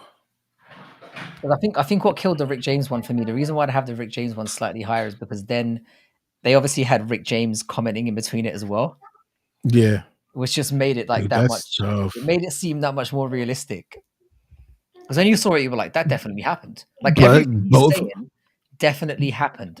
Like, those things did happen too. That's what's so funny. Like obviously they embellished a little bit here and there. mm-mm. Prince did play basketball. He did. Yeah, Like apparently it that was really good. actually happened. The Yeah. pancakes, everything. It was true. And then Rick James, dude, Rick James was a fool. And yeah, that stuff was true. That stuff was true too. Yeah. Yeah. I'm definitely gonna have to go back. I feel like I can go. It's been a while since I've seen the whole show, so it's one I could definitely go back and watch again. Yeah. It's one of those every couple of years you chuck that on. That one's golden. Ellie and Autoworks is asking, what's the worst fight on this horrendous fight night for you guys? I mean, fuck me, On the fight night that's coming up? bro. I feel like we should be asked. Nah, I don't know. I don't know. Let me see. Let me look at it. Let's see. There's What's the no, worst fight? there's no fucking fight on that card that I'm. Yeah, I don't know. In fairness, yeah, I actually think. I said this yesterday as well, or the day before yesterday. I think Tracy Cortez fighting actually does more for me than Macy Barber fighting, because at least I can jerk off while the main event's on. So there's that. Kill two birds with one stone. I don't know, man. Santiago Ponzinibbio against Muslim Salikov. I think he said the worst fight on this horrendous fight. That's not the worst. Okay, let's see. Picking the worst one is like real problematic. Okay, I mean Viviana Ruggiero and Jasmine Jasudavicius, or Luana Santos against Maria Agapova. Maria Agapova's on. Wasn't she homeless like recently? She looks like she's still homeless, but and autistic. Didn't she say that somebody tried to like sex traffic her quite recently? I swear to God, not. bro. I swear to God, not. that's true. Like, look it up. She said that. I really hope She not. said that shit. We had a really good talk. I mean, it's a shame that you guys weren't here for the stand-up comedians one we did. We should have done like a specific specials tier list as well, because like I'm Rick yeah, we James, should. bitch. Plus, that'll give people some homework to do if they haven't seen it, because there's a lot of stand-up specials. There's so much stuff. There's stuff that we were talking about that I had no clue about. Like there were guys that you brought up, and I was like, man, I don't even know what the fuck that is, and it's somebody big. Oh, Larry, that's a tough question. Would you rather lose a parlay with your mortgage on the line or get hit with the same shot by Josh Emmett that left Bryce Mitchell season? I think I'd take the shot. I'm gonna have to take that punch, man. I think I'd take the shot. I've been punched like that for free. So like I ain't putting my mortgage up. Or I've had people try to knock me out like that for free. So yeah, no. You've seen my personality. It shouldn't surprise you that people try to fuck me up every now and then. You know? Yeah. No, LNA said Ponzinibbio. Yeah. I don't know what Ponzinibbio is anymore either. I still think it's I don't know, because Ponzinibbio was at least once good. I don't think it's a terrible card. I mean, there's nothing to look for. We've got two shit houses in a row. And the weird thing about the card 2 weeks from now, is it in Denver? Yeah? Is that where the Rose one is? It's in Denver. Yep. It's like they ran out of. It's like people stopped. It's like people stopped signing up for those fights, and then they just went, fuck it, let's just do that. Like they've stopped trying to make fights for that card. There's like 10 fights on the card. It's crazy. Would you rather spend the night with Jon Jones after a comedy special or take a Francis Ngannou punch? I'm gonna have to go with that punch. Again, to the face. Yeah. Yeah, I'm gonna have to go with that. I guess with Jon Jones, you could always run away, but I don't know. I don't want to get into that. Spend the night with Jon Jones after a comedy special. Why won't you just hang out with Jon Jones? I don't think it's going to be a Diddy situation. Yeah, for real. It's not like I think he just might be okay. Flirt with you majorly. I don't think he's an R word yet. You know. Yeah, let's save that. I think it's okay. Talking that until the next debacle with Jon Jones. But for now, at least he's not. I think he's just gay. He's not like a R worder. Right? No. Yeah. But I'm not overly confident on that. I mean, I feel like there's still one more big scandal to come from him. Hopefully not. Hopefully fades into obscurity.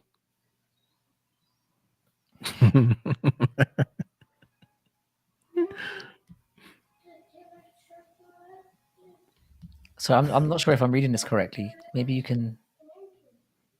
Oh, I missed that one.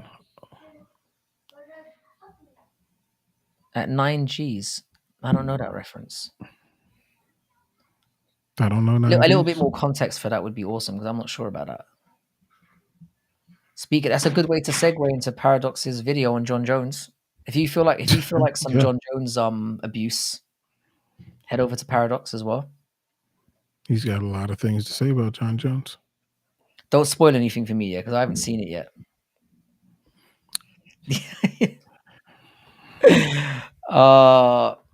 Surprisingly, I don't have a very good gay voice as well. I mean, outside of the regular gay voice that I use, which is my normal voice. I don't have like an extreme version, because I feel like I'm doing it every day. being British, it's like I feel like, do you a gay voice? I'm like, just listen to anything I've ever said to anyone ever. That would be my gay voice. Yeah, the Nah, city. Well, the way he I says don't have city one of though, with those. the way he says city though, with like 14 Y's in it, is like it's it's zesty. It's zesty to say the least. He's got some zest, a little bit, He's a zesty a little guy. bit. Oh, Aaron Tats Yeah. as well. Aaron Tats, yeah, I think is working on a video as well. I can't wait to see. Like, there's so many guys now that Oh, work with us, and they're gonna do. Look, they're with us all the time, and they're making their own videos. I very much strongly encourage everyone to subscribe to people who are associated with the channel. he said, just pucker your lips. Smelly's tripping. Again, you just have to go through I noticed, yeah, looking back at some of my old streams, I do some very dodgy stuff with my lips as well. There's so many times I'm like, oh my god, man, just like the homo real on my side must be like off the scale right now. And I'm not even doing it on purpose. That's the worrying thing. It's got a lot of Jeff Molina in it. Yeah. Yeah. I think I've gone harder than Jeff Molina, to be fair. With Jeff Molina, He's it's like there's like he's 10 gone pretty seconds out there. hard. There's like 10 seconds out there of Jeff Molina being zesty, whereas I don't know. I've got a bit more in the catalog now. I'm the GOAT at self promo. You fully deserve it, bro. You've been a long supporter of the stream, so definitely I'm willing to boost your stuff to the moon. You Yeah, we learning how to talked use about the DaVinci sexual chocolate Resolve. stuff. Okay. It's funny, like Jon Sexual Chocolate Jones. I'm glad that didn't really become his nickname that he was actually putting out there. That'd have been terrible. He would have never got the belt. Not with that name. Nah, he would have never got a shot. You can't be doing that. People love to hate on Jon Jones now, but back in the day, him throwing elbows and like strangling people, I didn't forget. Jon Jones has the second best submission, or the submission that I found to be the most. People have done it more often now, but like when he did it at the time, I was like, this guy's different. When he standing guillotined Lyoto Machida, Mm-hmm. I was like, God damn, Just the only old school submission for me that stands above that is Mighty Mouse's on Ray Borg. That's it. man, dude, the mousetrap. He called it Yeah, that something was so. stupid, the mighty whiz bang or something. Dude, it should be called the mousetrap. Like that's the nickname. The Like mousetrap should be the name. What that's did he it. call it? He called it the mighty whiz bang. Yeah, he's not my goat anymore. That's I'm it. like, that's not it, bro. The That's not it. mousetrap. But yeah, those are the two. Those two and the Korean Zombies Twister, the three that like stand out to me. I really like all three of The thing those. is, yeah, I got to admit, yeah, Twister submissions are amazing, but I more put it down to how retarded as an opponent do you have to be to let somebody set something up on you for 3 minutes flat? It was Leonard Garcia, Don't. man. That's not what he does. That's just not what Leonard Garcia does. If you get twisted, you should never compete in the sport again. Yeah. And he was close, like shortly after that, he didn't.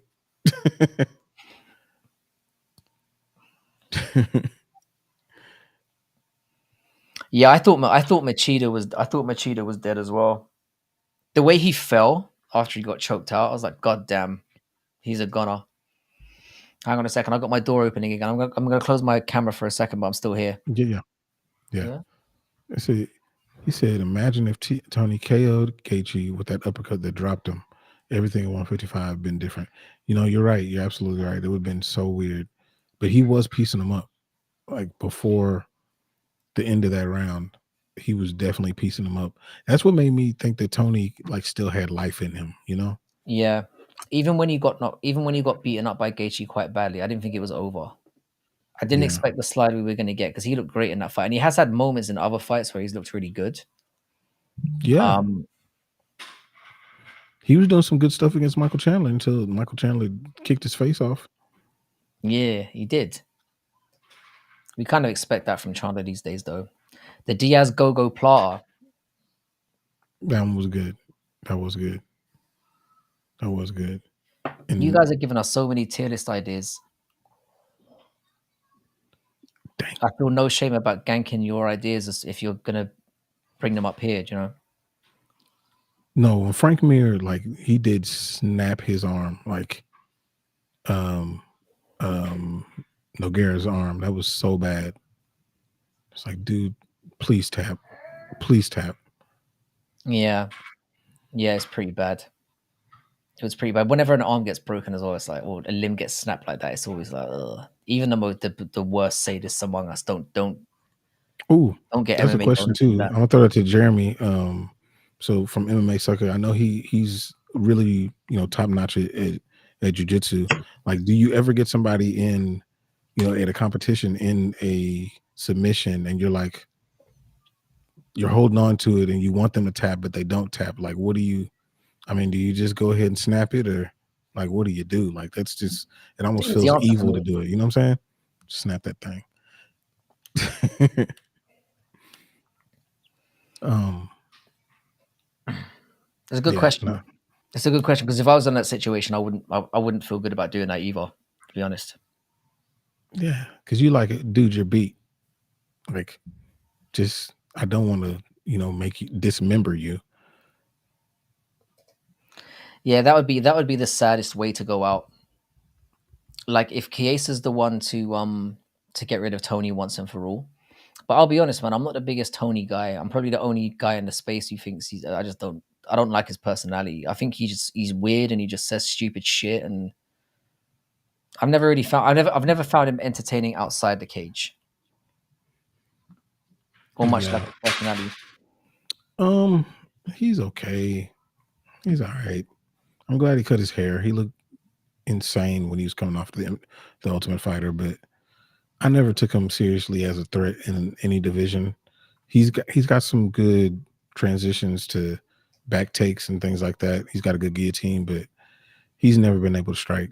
He's so if anything, Tony will be able to outstrike him. Yeah, I think that's a hard one to pick. I mean, I'm more thinking that because Chiesa hasn't looked good for a long whatever, but like just the way that Tony's looked in his last few. I mean, he's just looked slow. I mean, the Diaz one was the worst one for me, Yeah. where he genuinely looked like he was just a hobo they dragged off the street. He just looked awful. So when did you know it was over for Tony? Like, when did you know, like, dude, it's over? Um, Let me have a look quickly at his record while we're getting into this, because there was a moment when I was like, it's definitely over. And it wasn't. It was not. It was quite a while ago. It was quite a while ago. I'm not gonna lie. Um, Let's hang on. see. Let's have a quick look. I think it was. I think it was the fourth fight into his losing streak, whatever that was. No, it wasn't. Um, was it Actually, Oliveira? No, that was the second fight into his losing streak. So Michael Chandler was when he kicked his face off. no, it was Nate Diaz. It was Nate Diaz, and I was like, this is definitely over. Because like with Michael Chandler, there were moments in the first round, and you're like, you don't think he's ever going to amount to anything, but he can at least have good fights. When he fought Nate Diaz and looked as bad as he did, I was like, it's over for this guy. It's fully done. Forget him. I started to think it was over the moment he shook his head. You remember when Justin hit him and he Mm, shook his head? And I was like, mm, oh no, mm. I think it's done. I think that was the last bit of what he had left, and it's over. It's all downhill from here. And sure enough, it's been all downhill. He, Mm. he showed some flashes just because he's a unique talent, but Yeah. I was going to go with the Dariush one as well, but at the time, Dariush was on a little bit of a tear. And there was actually a time, I can't believe I'm going to say this out loud and admit this because I'm going to sound like I don't like awful, but there was a time when Dariush was going to fight Charles Oliveira, and I was the biggest Charles Oliveira guy. I actually thought Dariush was going to beat him. man, Like he was on when such a run at that point because before he got Charles Oliveira, there was talks of him getting Makachev, and I was genuinely like, oh, he might give Makachev some problems, and you know, that's the fight I really wanted to see too. I mean, not I now. really I want to see mean, that. we know it Not would have been now. ridiculous, but like No. But at the time, time, yeah, there was a time when it seemed like he was the only guy left who might give him give him some trouble genuinely. Nope. yeah. Nah. No, that was If never going to be a Oliveira thing. did that to him, that's the MMA math part of it. But if Oliveira did that to him, just imagine what Islam would do. Yeah, but that's the thing is hindsight's obviously it's very easy to go back to hindsight. It's even like with Tony's. Like I think the problem with people like Dariush and with Diaz now, and with a lot of fighters where it ends up happening too, is you very quickly forget how dangerous and how good they were when a certain tear happens, like when they go through a certain period where it's like, oh shit, like, and then going back and admitting, like Paradox says that, oh, I thought you give Makachev a problem at the time. I thought he was going to beat Charles Oliveira. You sound like a fucking melon saying that shit. Mm-hmm. See, Closer's got a point. Dariush was probably never that good, but he made us believe he could be, or that he was onto something. Like there was a period in his on that run where you were like, nah, he's actually looking all right. But then you go back to some of the losses he had, like when he got knocked out by Alex Hernandez, Yeah. which was a terrible loss to have at any point of your career. You should not be losing to that guy, and got starched by him as well. Yeah, it was bad. Whereas when you look back at it, yeah, Cheeto's an interesting one as well. He could be in the middle of a very bad slide because the thing is with Cheeto, even though he's young, he's been fucked up like multiple times, Yeah, eventually that chin's gonna crack. and then it's going to be over. Eventually, because that's a big part of his game. Mm, Big part of his game. it is. It is. So yeah, I mean, I can see a very similar slide for him, which would be sad because Cheeto's another guy that I find quite funny. Like he's very based as well. Like in the way he goes Yeah. back and forth with people, I really enjoy him. But like, yeah, I think that title shot is going to be seen as the pinnacle of his career, where it was like that was the moment when it was going to be, are you him or not? And he just wasn't him. Yeah. Darius has had some bad losses. Paradox. He's had some bad ones. Yeah. And speaking of Michael Chiesa, he rear naked choked him. So Nice to see you here, Cyprus. Nice to have you here. I don't think I've seen you here before, so welcome to the stream.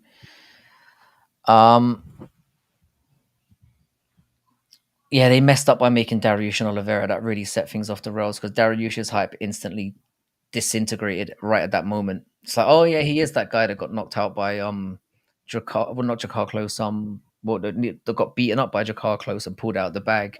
And he's the same guy who got flatlined by Alex Hernandez. It's just he found a little run and at the right time, and that was it.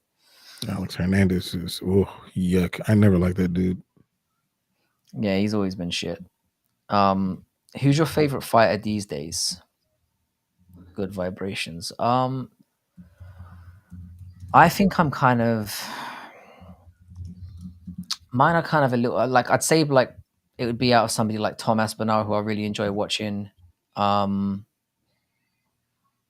Max Holloway has come right back into the forefront for me because going through his entire thing and seeing how he's kind of back on top again.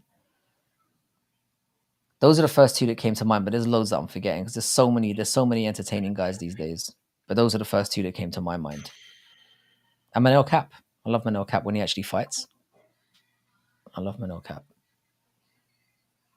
Oh But yeah, man, that's always a tough one. That's very tough. Especially now, I'm trying to remove myself from trying to stay away from personal bias because it makes me talk about them differently. But sometimes you just can't help it. But I don't know. No, Fluffy's a very obvious one for me because I feel like I talk about Fluffy all the time. Fluffy is my number one guy. Like there's something about Fluffy I just love because like he looks like he should be terrible. But he's a combination of somebody who's got really good technique in terms of how he chains takedowns and stuff together. Yep. And like he's just tough. He's so tough. And it's not like he gets fucked up a lot, but he does go through fire on occasion. I just like Fluffy a lot. which is why the Pereira fight just really burns my balls, to be honest. I'm not thrilled about that. Yeah. Benil Dariush is the Derek Brunson. That's not a bad comparison, you know. It's really Yeah, not a bad comparison. that's true. That's Because very true. his Dariush's career and comparing that to the blonde Brunson period is very apt. Like I can fuck with that as a comparison, 100%. Just be biased; it makes for a better show. Yeah, I find that all of my guys are kind of like it can fluctuate. Like if you ask me again tomorrow, I'd probably say someone utterly random. Like There we go. it's tough. I like Dricus as well. I like watching Dricus fight. I feel like I've got to pull up the rankings here because that would make it much easier for me. Hang on, let me just do this properly while you're sticking the links up. Yeah, throw up these links to all the channels. I think I'm gonna do about 15 more minutes or so. That's cool. Me, I'll probably do like another maybe 45 because I actually remember I've got an interview that I've got to entertain very early in the morning, which I'm probably not going to take. But I always take an interview like every 2 or 3 months just in case I decide to come out of retirement, so that I'm not completely rusty when I decide that I do want to go back to work and it takes me ages to get back into it. Yeah. Corey would be another one. Sandhagen? Corey Sandhagen, I think, might be the most. People are going to think I'm a fucking dumbass for saying this. I think he might be one of the most, if not the most well-rounded fighters in the entire organization, not just in bantamweight. I don't think you're dumb for saying that. And I think that he should definitely have had a title shot already. Mm. I think him against Sean O'Malley would be one of the most spectacular fights that we could see. Mm. My top three, one JDM, two everyone. JDM's really fun as well. Yeah, JDM's he won really me over. He won me over. JDM for me is like I've said this multiple times, but JDM, the way he land, I'm a big fan of people who go to the body, and I've said this a lot on this channel. Um, the way he land, that when he hits to the body, you feel the guy shitting. You know he's going to be shitting blood for a month. The way he lands, you're like, Yeah, oh damn man, those are yeah, brutal. So yeah, yeah. JDM's a great one. There's so many. I mean, Well, the UFC is I got so. another one. I got another one for you. Michael Morales. Yeah, That's I'm one not of a my fan. favorites. I'm not a fan of I like Michael Michael Morales. Morales. I like him No, a lot. I think he's a bit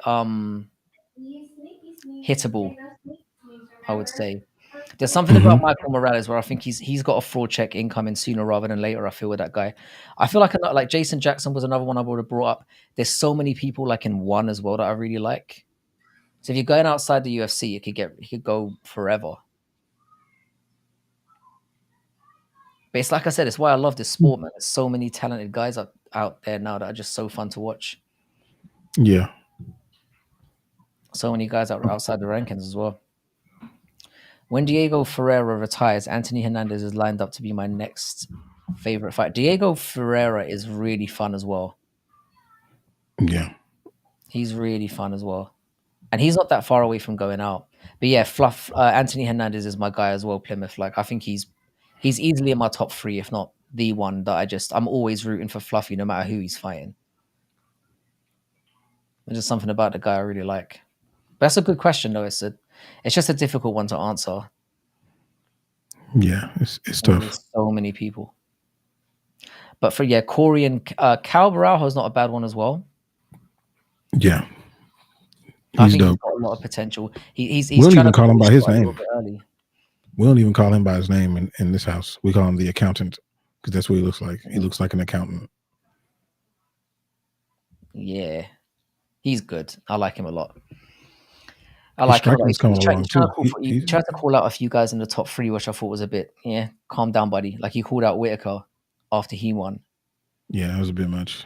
He was probably thinking, oh well, he just fought Aliskerov. Maybe he'll lower his sights for me too. It's like, nah, buddy, you're not worth the trouble right now. Nobody in the top 10 is giving you a unless they're forced to. Nah. Yeah, there's loads of guys, man. There's loads of guys. It's a very stacked for all the horrible cards and stuff we've had this year. There are still some great fighters to enjoy. 100%. 100%. Okay.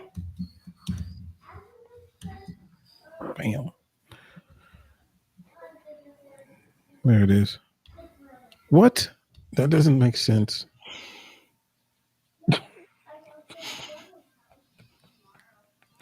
I think we might have like an even more wild Matua in the building with Oh man. Takati. I'm Greatest starting to upcoming wonder if it is prospect? like Matua just in disguise It because they could have be. very similar looking. Like there's a very similar vibe to the names. Mm-hmm.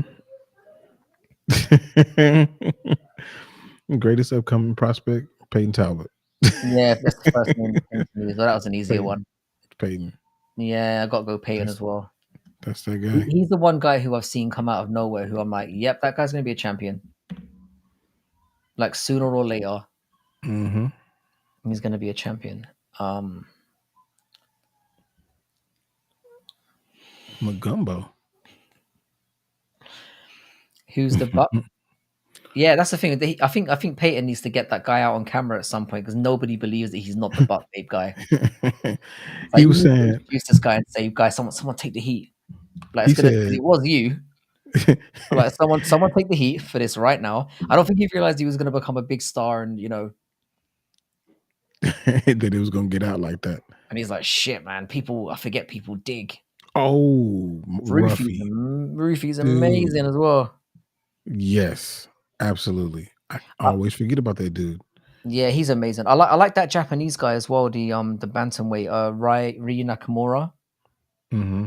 Kai Nakamura, whatever his name. The guy who's a really good wrestler. I got another one for you. Mike Davis. Oh, Mike Davis. The only reason why I'm not talking about him is one fight in 3 years. Injured. Yeah. But when he comes back. He did enter it like it's Jeopardy. Oh, man. No, I wouldn't like to hit Peyton's vape. I took way too long I took way too much of a pause there. Like I saw it and then I was like, no, I wouldn't. That's okay. That Japanese dude with the corn. Oh, what about Tatsuro Taira? We haven't mentioned him at all today. Yes. Yeah. That's another one. He really impressed me with that last performance. Like fucking hell. That whole leaning shit was amazing. Rinya, that's right. Mm-hmm. Yeah, Tatsuro Taira is another guy that I'm back on the bandwagon for. I was so impressed with that. I think he's got a legitimate shot if they actually do allow him to jump into a title fight. He's 23, isn't he? 23, 24? I think he'd make it interesting. He might lose, but he'd make it interesting. Yeah. Sorry, I'm still here. I'll just have to go off camera for a second. Just while I'm... So can you think of an obvious fixed fight recently? I don't ever really look at the fights. The obvious fixed fight is Nico Price versus Robbie Lawler. Oh, 100%. Yes, that's it. That's the one. Oral by the way he looked against Morono. Wow. That wasn't the same dude. Who? Brenner's another one that I really like. That's what I'm saying. This sport is unbelievable. Ooh, Ludovic Klein. Gosh, Ludovic Klein is so good. He's so good. I'm still not sure on Ludovic Klein, but it's because he wasn't that good on it's because he wasn't that good at featherweight, but he looks much better at lightweight. Yeah. So Ludovic Klein, I'm still holding out on him, but Elvis Brenner I really like. Yeah. Oral by as well is not human. What do you think of Jean Silva? Not sure yet. This next one's going to be a big indication of where he's at. Like when he fights it's a big step. Drew Dobe was a big step up. A couple of people have mentioned that they think Drew Dobe was going to get chinned out, and could be. You see, it's getting into that territory, that dark territory between 2 o'clock in the morning, 3 o'clock in the morning. Yeah, it's getting it. Those 3 a.m. freaks coming out. Garn versus Jones was fixed. Danny Roberts is a sick up and comer. Hot chocolate? Which Danny Roberts are we talking about? Oh no, that dude, the left-handed guy. Gosh, what is his name? That dude is good. He should have finished that fight that he was in. Is it? His name is Danny Law or something like that. Let me see. This might be somebody that I might not actually know about, which is rare for me. No, that dude is good. Danny Barlow. That's his name. Danny Barlow. Yeah. Yes, I know Danny Barlow. He didn't fight that long ago, right? Yeah, it wasn't that long ago. Yeah, he looked amazing as well. Yeah, he beat Josh Quinlan. Everybody beats Josh Quinlan, but Josh Quinlan is a bit, yeah, but still, he's hittable. But Danny Barlow, wow, yeah, he was impressive. Danny Barlow, yeah, is the guy. Danny Barlow is really good. Yeah. Frankie, does it hit the water when you sit down? I don't know what that means. I'd ask you to explain it, but then I know that I'd instantly regret it. He beat Quinlan with broken hands. Yeah, he's really, really good. He's really good. He can crack. Really good. Hang on a sec. Yeah, he can really crack. Yeah, he's good. Yeah, Barlow's the guy. Barlow looks great. I appreciate that, smelly fingers. Whatever gets you off, man. Whatever gets you off, brother. He's a fool. Well, yeah. So yeah, the little ones are about to make me jump off of here, but okay. No, he's trying to go outside, so I got to stop him. But anybody that Pleasure as always. It's a good run from you. 2 hours is a good run. I'm probably going to stick around for like another, I'd say 20 minutes or so. So I'm going to let people talk about the things that they clearly are desperate to talk about. Dude, do you see what Kaluki Takiti just said?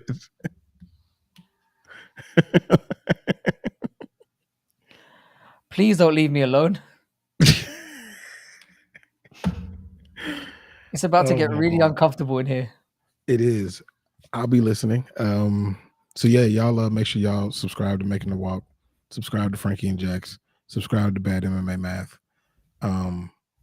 Yes, Michael Morales. Thank you, Klaus, for being the only person that sticks up for me on that. But yeah, I will holler at y'all. Yeah, all that. Appreciate you being on, man.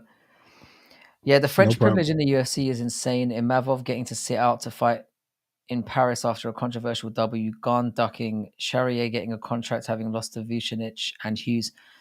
I think the Imavov fight was fine. I didn't really mind the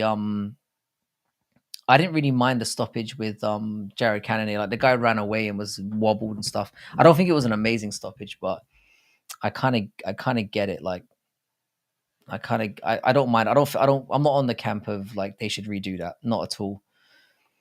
This was a great live. The thing is, it's getting more and more wild in here. Like it really is. If you haven't subscribed to Jax already, if someone could throw up his singular channel up in here as well, please subscribe to him because he's always got great content out. He did a great video recently about what chat. He like put a whole load of different aspects into Chat GTP and got them to pick who the top 11 fighters of all time would be, and it's very interesting. It's a very interesting listen. Very good idea for a video as well. So get over and watch that one. I would ask you to subscribe. I would ask what's your name again? Let me go back and check quickly. Yeah, I would ask Takati to subscribe, but I'm kind of scared of you, to be honest. And I very rarely get scared in here. If you see the things we've been talking about, I'm like, God damn, this is a level I wasn't ready for. And I didn't think we'd ever get there. So well done for that. Well done for finally breaking me. Don't forget me when you're famous. Don't worry, man. It's never going to happen. It's never going to happen. I like to think that we've got like a core base of guys here now who are just going to be at the forefront of the channel for forever. Yeah, Dober and Davis got cancelled. Davis got injured in training. There was a video out about it. He pulled something in training, and it's going to be Dober versus what the fuck is his name? The guy who just fought not that long ago. Somebody else mentioned his name, but yeah, that fight has been replaced. Unfortunately, we're not going to see Mike Davis for a little while. It looks like a bad injury. We're back. I am an entity beyond hamburger helper. That hamburger comment's going to come back to haunt me as well. The cum hamburger comment, because I said that way too quickly, so it's not a good look. Got me over here. Yeah, Smelly Fingers feels like he's got to up the ante now, which is what's making me very, very worried.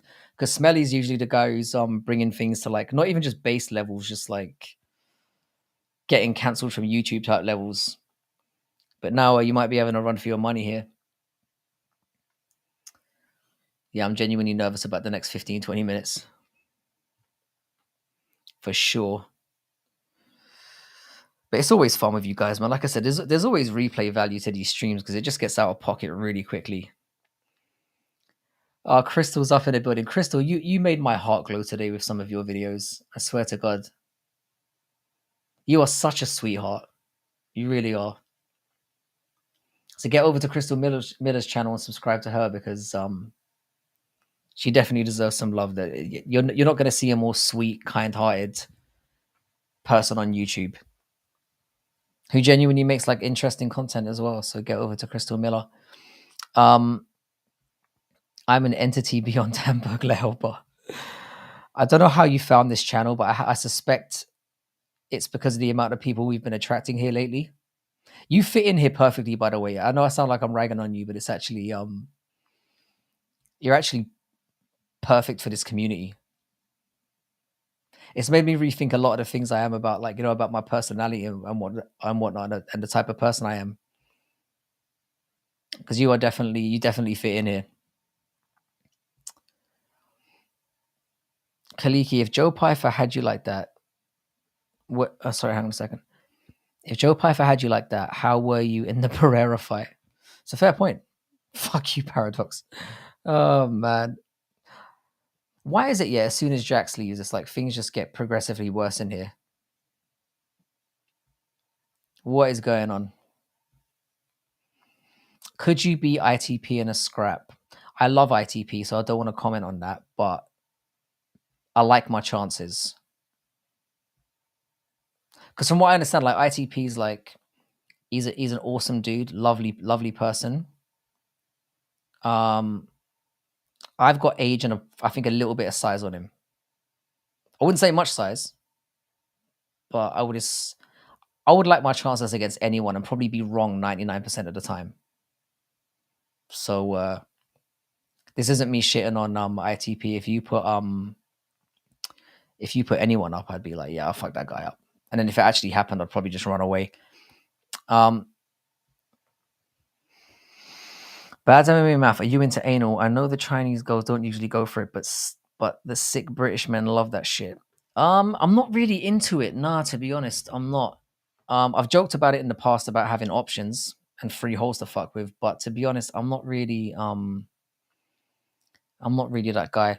I did have 2 of my exes in the past that requested that shit, and naturally I obliged because I'm a fucking monster, but I've never requested it. I've never really been that into it. Pussy is fantastic. So it doesn't really seem like a necessary one for me. There is one instance where like somebody said, well, it's your only option, and then that's a whole different story. But we won't get into that. Not tonight.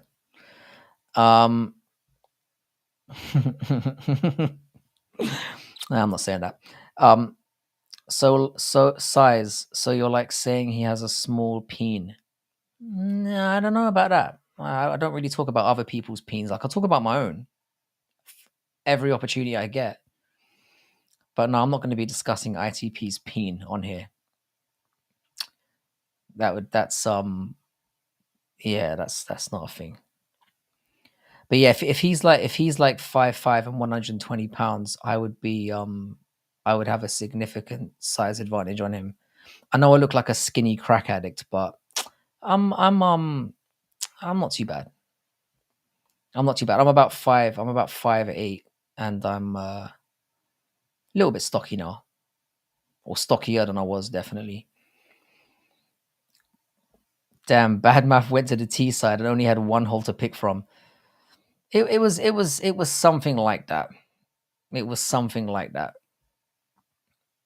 And it wasn't as bad as it sounds, but it was close to being that way. There was one time I almost got tricked, 100%. But it was literally it was in Thailand. It was like the second time I was there. I was really like, you know, I'm not gonna get into it. I'm not gonna get into it. Yo, I'm gonna have to get something back for that story. I'm gonna have to get something back for that story. You're not getting that one for nothing. Someone's gonna have to offer up some real juice for that one, because that's literally like, I mean, I don't really care about my reputation or what people say about me. It's more just like, there's only some things I have in the chamber where it's like, I can trade this story for something good, and this is one of those moments for sure. So I think you guys know about me already. Like, I don't give a fuck. I'm not worried about anything I say on video coming back to haunt me later on, because I don't care. Like, I don't care. Like, I'm literally like uncancelable in that way. So yeah, if there'll be something worth trading for. Crystal, let me tell you something about bad math. Something about bad math MMA. That's all. Fire away, sir. You've got free reign to say whatever you wish. I've got plenty of skeletons in my closet, and I'm actually pulling them out one by one myself. So there's I don't feel like I'm in any danger really.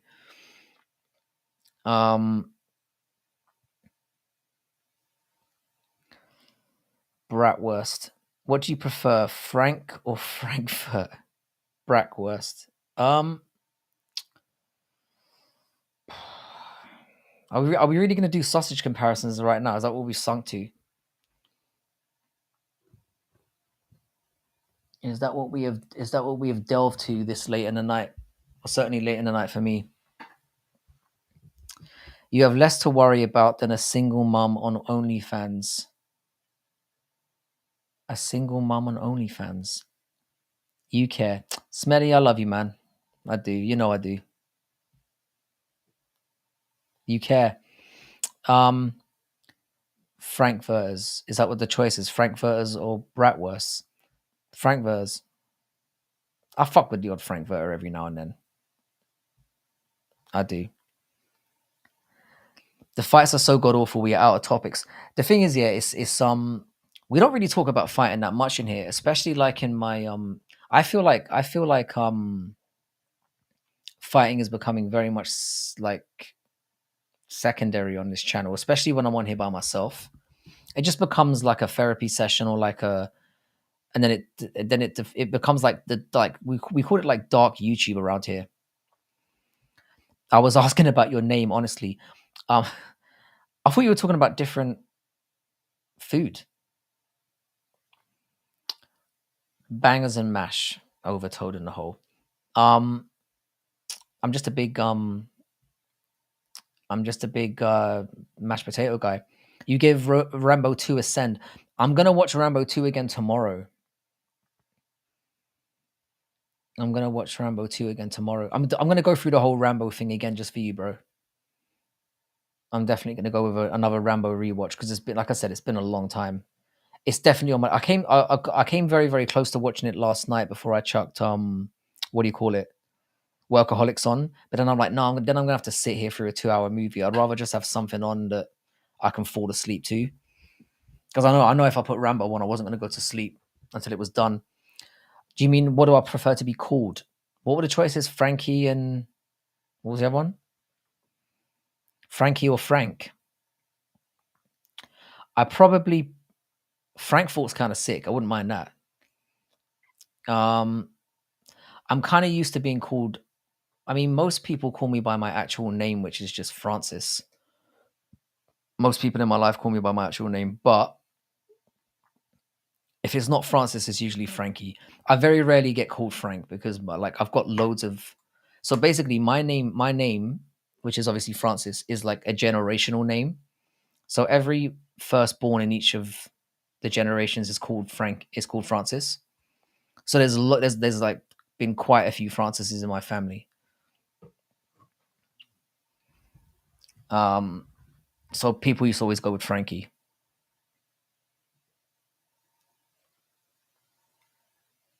And let's go. Let's try and catch up.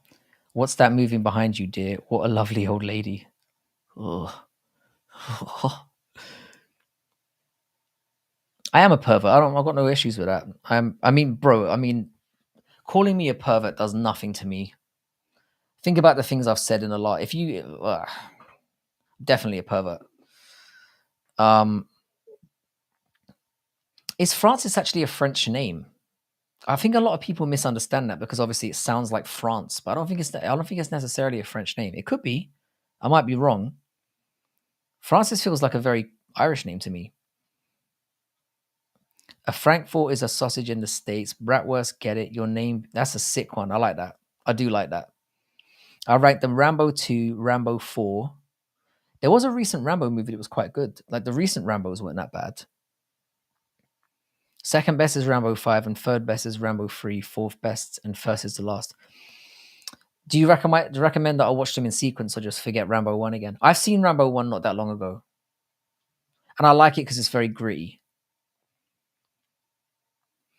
Oh, my bad, bro. So how about normal G-Man cheeks, and why don't they have 170 for chicks, even more thickness?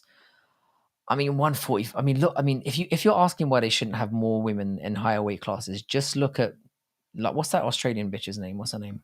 The one who fights at 145. If you look at her and that other Aussie bird, they are horrible and slow. I'd be in for it for the jiggling, 100%. But in terms of like fights, they should just come out and strip and then just leave. Like if we're talking about like 170 chicks coming out, bring them out, have them take the, just strip down, dance for us, and then leave. I think they should do that with all women in combat sports, to be honest.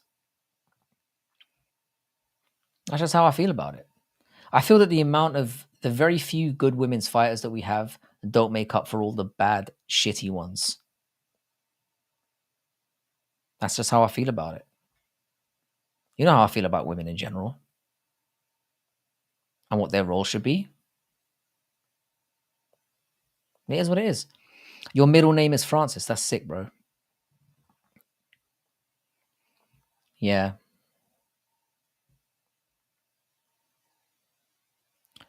Yeah, I've been asked this question before. I don't speak Gaelic. I know a few like Gaelic words, but remember, yeah, I grew up in England, yeah. And my mother, who's obviously like fully Irish, she used to resent having to learn Irish in school. So she's not that good at it. That language is going to be dead in like next generation. That language is finished. Not a lot of people speak Gaelic. So if you're a fighter or even on a team, should you support your ancestry or the country that you came from?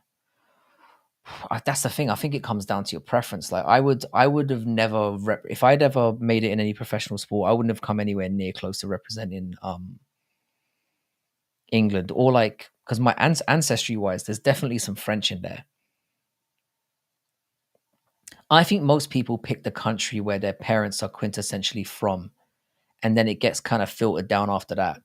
So both my parents were like fully Irish, so I would have gone for they could have been brother and sister for all I know. It would make a lot of sense. Anyway, yeah. So I think most people pick whatever their parents were from because they tend to get that sense of national pride from their parents. It doesn't really matter if they ended up. That's why I've got no sense of pride in being English whatsoever. If anything, I'm more anti-English. Do they have Pop Tarts in the UK? Fuck yeah, they do.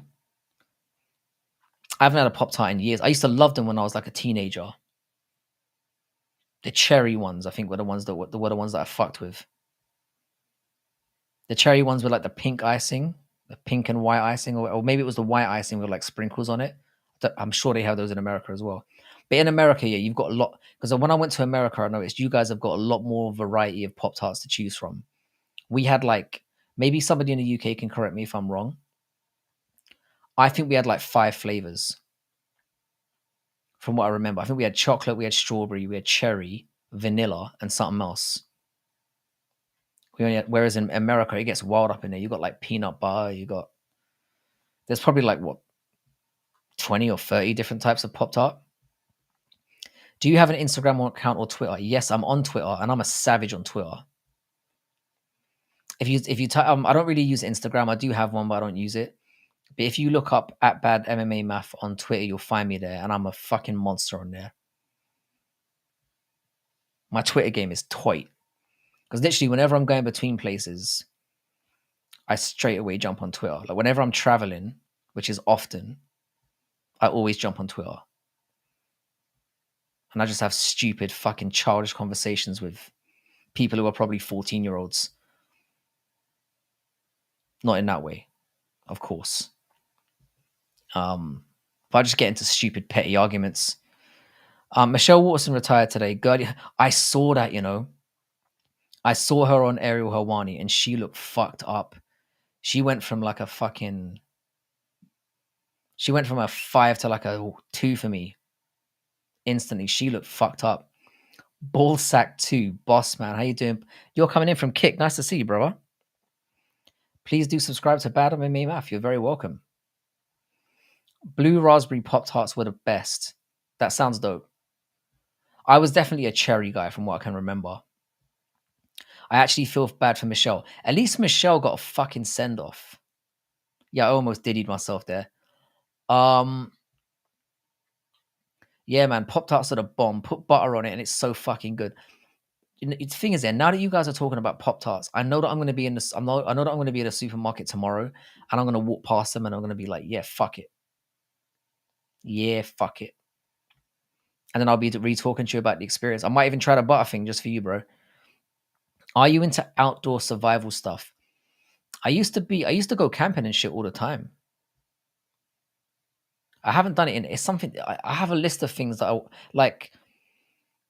Fishing is something I want to go back to doing. Camping is something I want to go back to doing. It's just time, mostly. I think when my kid gets a little bit older, I'm going to drag him into all that stuff. Definitely fishing and camping is definitely going to be on the agenda. But I've become such a domesticated house cat now that I'd probably die out there. I'd probably be one of those guys who goes out in the woods with like I'd miss something key, some key material, and then or some key piece of kit that I needed, and end up getting found like 20 days later because nobody would come and look for me. So that's how that would probably go. Don't feel bad for Michelle. She was so overrated. 6'9". Was she 6'9"? Are you joking? Dude, that's fucking terrible. She's 6'9" and she got a fucking video send off. This is what I'm saying, yeah. Dana definitely banged her. Definitely banged her. He definitely did. For her to be 6'9" here and getting a video send off, he definitely bent her over her table at some point. 100%. I don't want to see any women get beat up. Pop Tarts, the best Pop Tart is cinnamon brown sugar. Do they have Crystal? Do they have those in the UK? Please inform me if they do, because those would be the ones I'd die for tomorrow. I fucking love everything cinnamon. Actually, the blueberry Pop Tarts were fire too. Fuck butter, get the frosted ones. They don't do frozen pop. They don't. Oh, frosted ones is in the ones that have like icing sugar and shit on it. Yeah, those are the one. All the Pop Tarts here have icing sugar on them. I fuck with those 100%. I get Snickerdoodle. See, Snickerdoodle is something we don't get in the UK as well. So thing is about America that I miss visiting. Yeah, is when it comes to your food variety. I mean, Jesus Christ! I remember going into I was in Washington one time, and I got these fries that had they said they had like 111 herbs on it or something. I'm like, Americans know what time it is when it comes to food, man. You just have variety coming out your assholes. Whereas in England, we get Pop Tarts, but there's like 5 different types. We get fries, but there's like, you can go to McDonald's or you can go to Burger King, and they might be cut slightly differently, or they use a different potato, but you don't get that variety. Americans slap different when it comes to their food. I'm not surprised so many of y'all are fat. Is there any food you can't get really? Bro, I'm telling you, in the UK, the variety's not there. I'm just being real. Like when I went to America, I was literally blown away. I gained like I remember the last time I was there for like 2 weeks and I gained like a stone. Because it's just like you guys have just so much to choose from. It's crazy. You can go ahead and order them from Amazon, and the 32 count. Hang on a second. I'm doing that right now while we're speaking. So I just cinnamon Pop Tarts. Yep.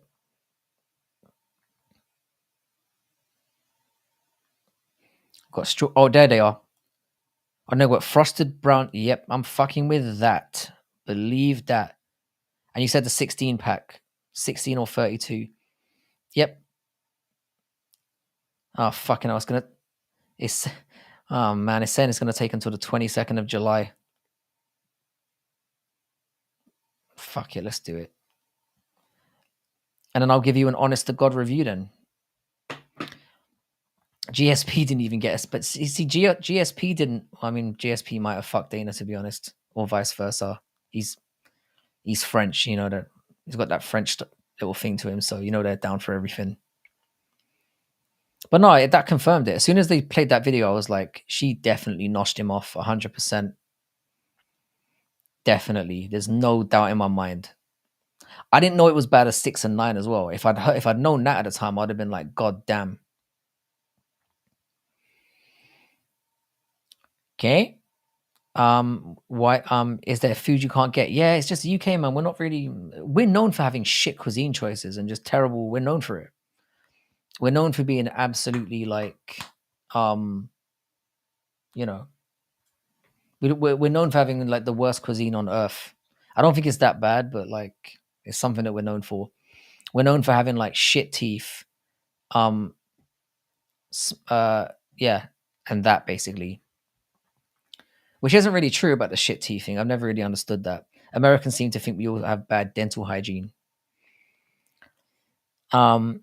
You guys need to live. We live to eat. Yeah, I know it's kind of sad. I've never really been much of a foodie, but I've become more like that as it weirdly correlated into a time when I started getting a little bit richer. It's funny how that works. I'm glad that we're talking about favorite foods. If you guys have never experienced an Argentinian steak, for example, and you love steak, you need to do that immediately. Find an Argentinian steakhouse. They're awesome. Nice to have you here, Weston. I'm not here for that much longer as well. I think I'm going to go another few minutes, maybe a bit longer than that. Assuming things, unless things pick up enormously, I might stay for maybe 20 at most. But I do have like an interview I've got to pretend to be interested in tomorrow morning because I'm not going back to work anytime soon. I may never go back to work. But I like to keep myself sharp. I usually order the 32 because I'm gonna go big. Yeah, all jokes aside, it's a blessing and a curse. Overconsumption of these is fatal. Yeah, I'm still kind of I'm never in danger of that. I've always been like very health conscious, so want a link to where I'm headed? 100, bro. You don't need to ask. You've got free reign in here. Have I ever told you you're not allowed to do something?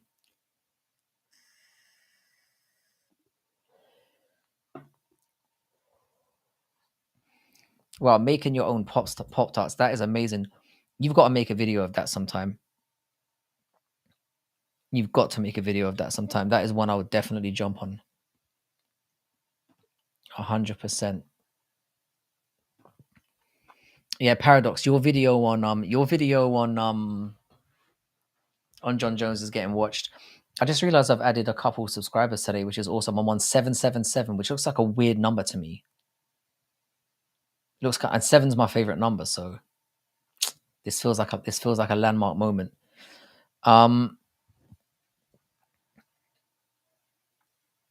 Yeah,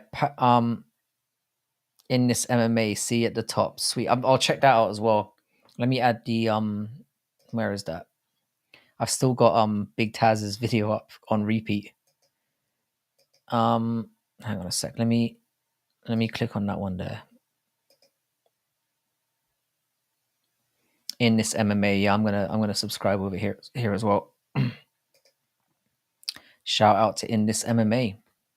That might be a place to raid potentially if he's the only guy on when I head off. Thank God I own these because that gets expensive if I don't. Yeah, food's generally expensive, man. I can't believe how it's going these days. It's out of control. Even for a baller like me, you know. Just kidding. I'm not that well off.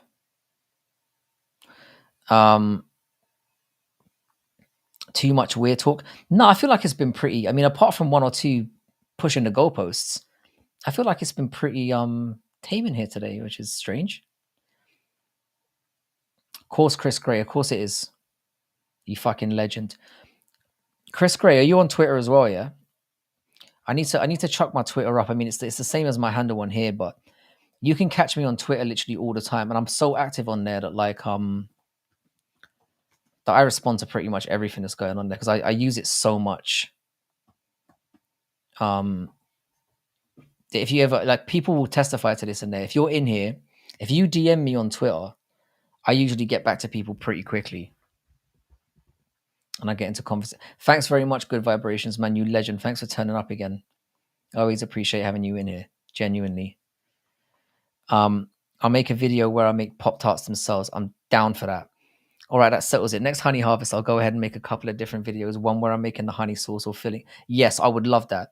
And send it to me immediately. Tame? Bro, Takati, I'm telling you, if you come in here more often, you're gonna see this was tame today. It really was.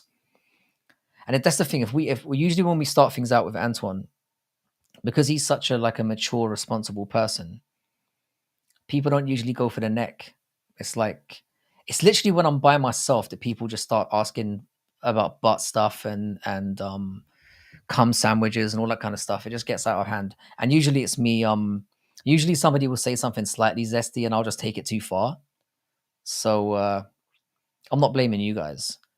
I'm blaming myself for attracting guys and gals like you to the chat. It's mostly my fault. I'll be honest. It just mostly is. I've got you on Twitter already. You follow me. Yeah, no, sorry, Chris. Maybe I actually you're in the are you in the group, Chris, as well? Hang on. Let me check this. Chris, what's your handle again? I follow you, but I don't interact with you on Twitter, do I much? Or you haven't DM'd me. So Chris, if you're not in the group already, because we've got a group of us all together, which you might be actually. Let me check. I don't think you are. What's your handle? Send that to me immediately. I'm going to tell you this. I've been here this whole time as a homie. Much love and comedy. Oh, man, I appreciate that. That is really awesome. That is really... And I'm glad that you're interacting now. I'm glad that you're interacting with the group now. Because like I said, the one thing I love about this channel and the way it's developing is it just feels like anything goes. I want it to be known as that kind of place. I really do. I really, really do. But yeah, DM me on Twitter, Chris, and I'll add you to the group if you're not in there already. It's pretty tame in here today because I have my 18-year-old daughter in the room. So yeah, I'm not being so out of pocket. Crystal, you're like the most based female I've ever met. It's awesome. There should be more women like you in the world out there, and I suggest you make more daughters and be around more women so that you can affect things more. Because I've always appreciated your view on feminism and the way that the world is and all the rest of it. It's awesome. I love it. I think I'm going to head off at this point. But what I would appreciate from you guys actually, if you could jump over to In This MMA and just do a quick, a quick raid, I'd really appreciate that. So if you jump over here, the channel name is, hang on, In This MMA. Just dive in there and just say Bad MMA Math Raid and just get into it. That would be sick. I'd really appreciate you.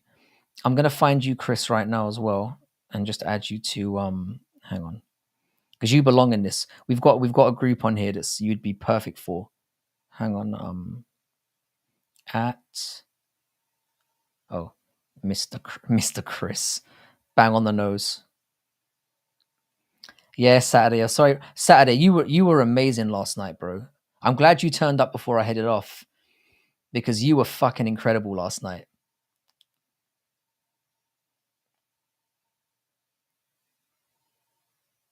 Hang on a second, Mr. Chris. Why can't I find you?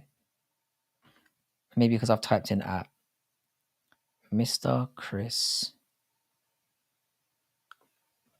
What the hell? Is that a troll one? Mr. Chris 6969. I just realized. Hang on. Sorry, lads and ladies. I'll be right back. I'm still here.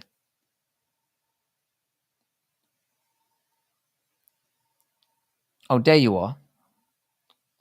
Why is it that I can't add you to my group then? Hang on. It really is Mr. Chris 60. I should have known you weren't joking. Let me add you to the group. Yeah, Saturday, you were amazing, man. I love having you in here. I feel really bad that I'm not there you go. You're added, Chris. Yeah, I feel really bad that I'm but if you could do a stream raid on what is it again? In this MMA, that would be fucking sweet. That would be fucking sweet. I would love you all for that. Genuinely. Because again, any support for people in the community, I'm always down for. ITP said Peyton Talbot looks like he's a girl that isn't gay. Thoughts? Yeah, so he's basically saying he looks like a lesbian, right? I fuck with that. He looks like a lesbian. He nailed it. He nailed it, to be honest. He nailed it. I was thinking, does he look like someone? And no, it's just he looks like a lesbian. Saturday night, you were amazing. Yeah, that didn't sound good, did it? That didn't sound good. Yeah. Oh yeah, Chris, I saw you mention that about flying across Canada. Have a great one, man. I hope you have a safe flight. And we'll look forward to seeing you in here tomorrow, hopefully, or whenever you get back, because I will be. I'll come on tomorrow, and I'll come on Friday as well. I just said come on Friday. This is not good. This is not a good end to me. This is not a good end for me. It really isn't. Fuck. I always find a way of ruining it, don't I? It's fucked. Yeah. Good luck on your flights. Chris. I have linked it. Hang on. Let me just pin it quickly before I go. I'll pin it. Hopefully you can all see it. I'll post it in one more time. But jump in over there, ladies and gentlemen, and raid your balls off. And fannies off. I was gonna say pussies, but Crystal's here, and it's like that wouldn't be right. But yeah, Crystal, thanks for stopping by, and thanks for posting those videos today. They really they were really lovely. I really enjoyed them. And again, a reminder, Paradox, do it quickly as well. Can you please chuck your link up here as well for people to get over to your channel? Just before we head off, I really appreciate that. Because Paradox is very dangerously close to 100 subs, and he deserves it. Very creative videos, and I love your narrational style. But yeah, much love to everyone as always. You know how much I appreciate every single one of you, and I always will. You'll always have a place here to say whatever the fuck you want, and you can hold me to that. Much love to all of you. Have a great what fucking day is it? Wednesday? Tuesday? What fucking day is it? This is how you know I'm totally fucked. Maybe I do need to go back to work. Oh, it's Thursday. Right. Whoops. Stay cool to the lot. You JJPB, thanks for turning up as well, my brother. So yeah, get do that raid on my man over there, and all the best to all of you. I'll see you all tomorrow. Take it easy. Much love. Jones is gay. Yeah, for real.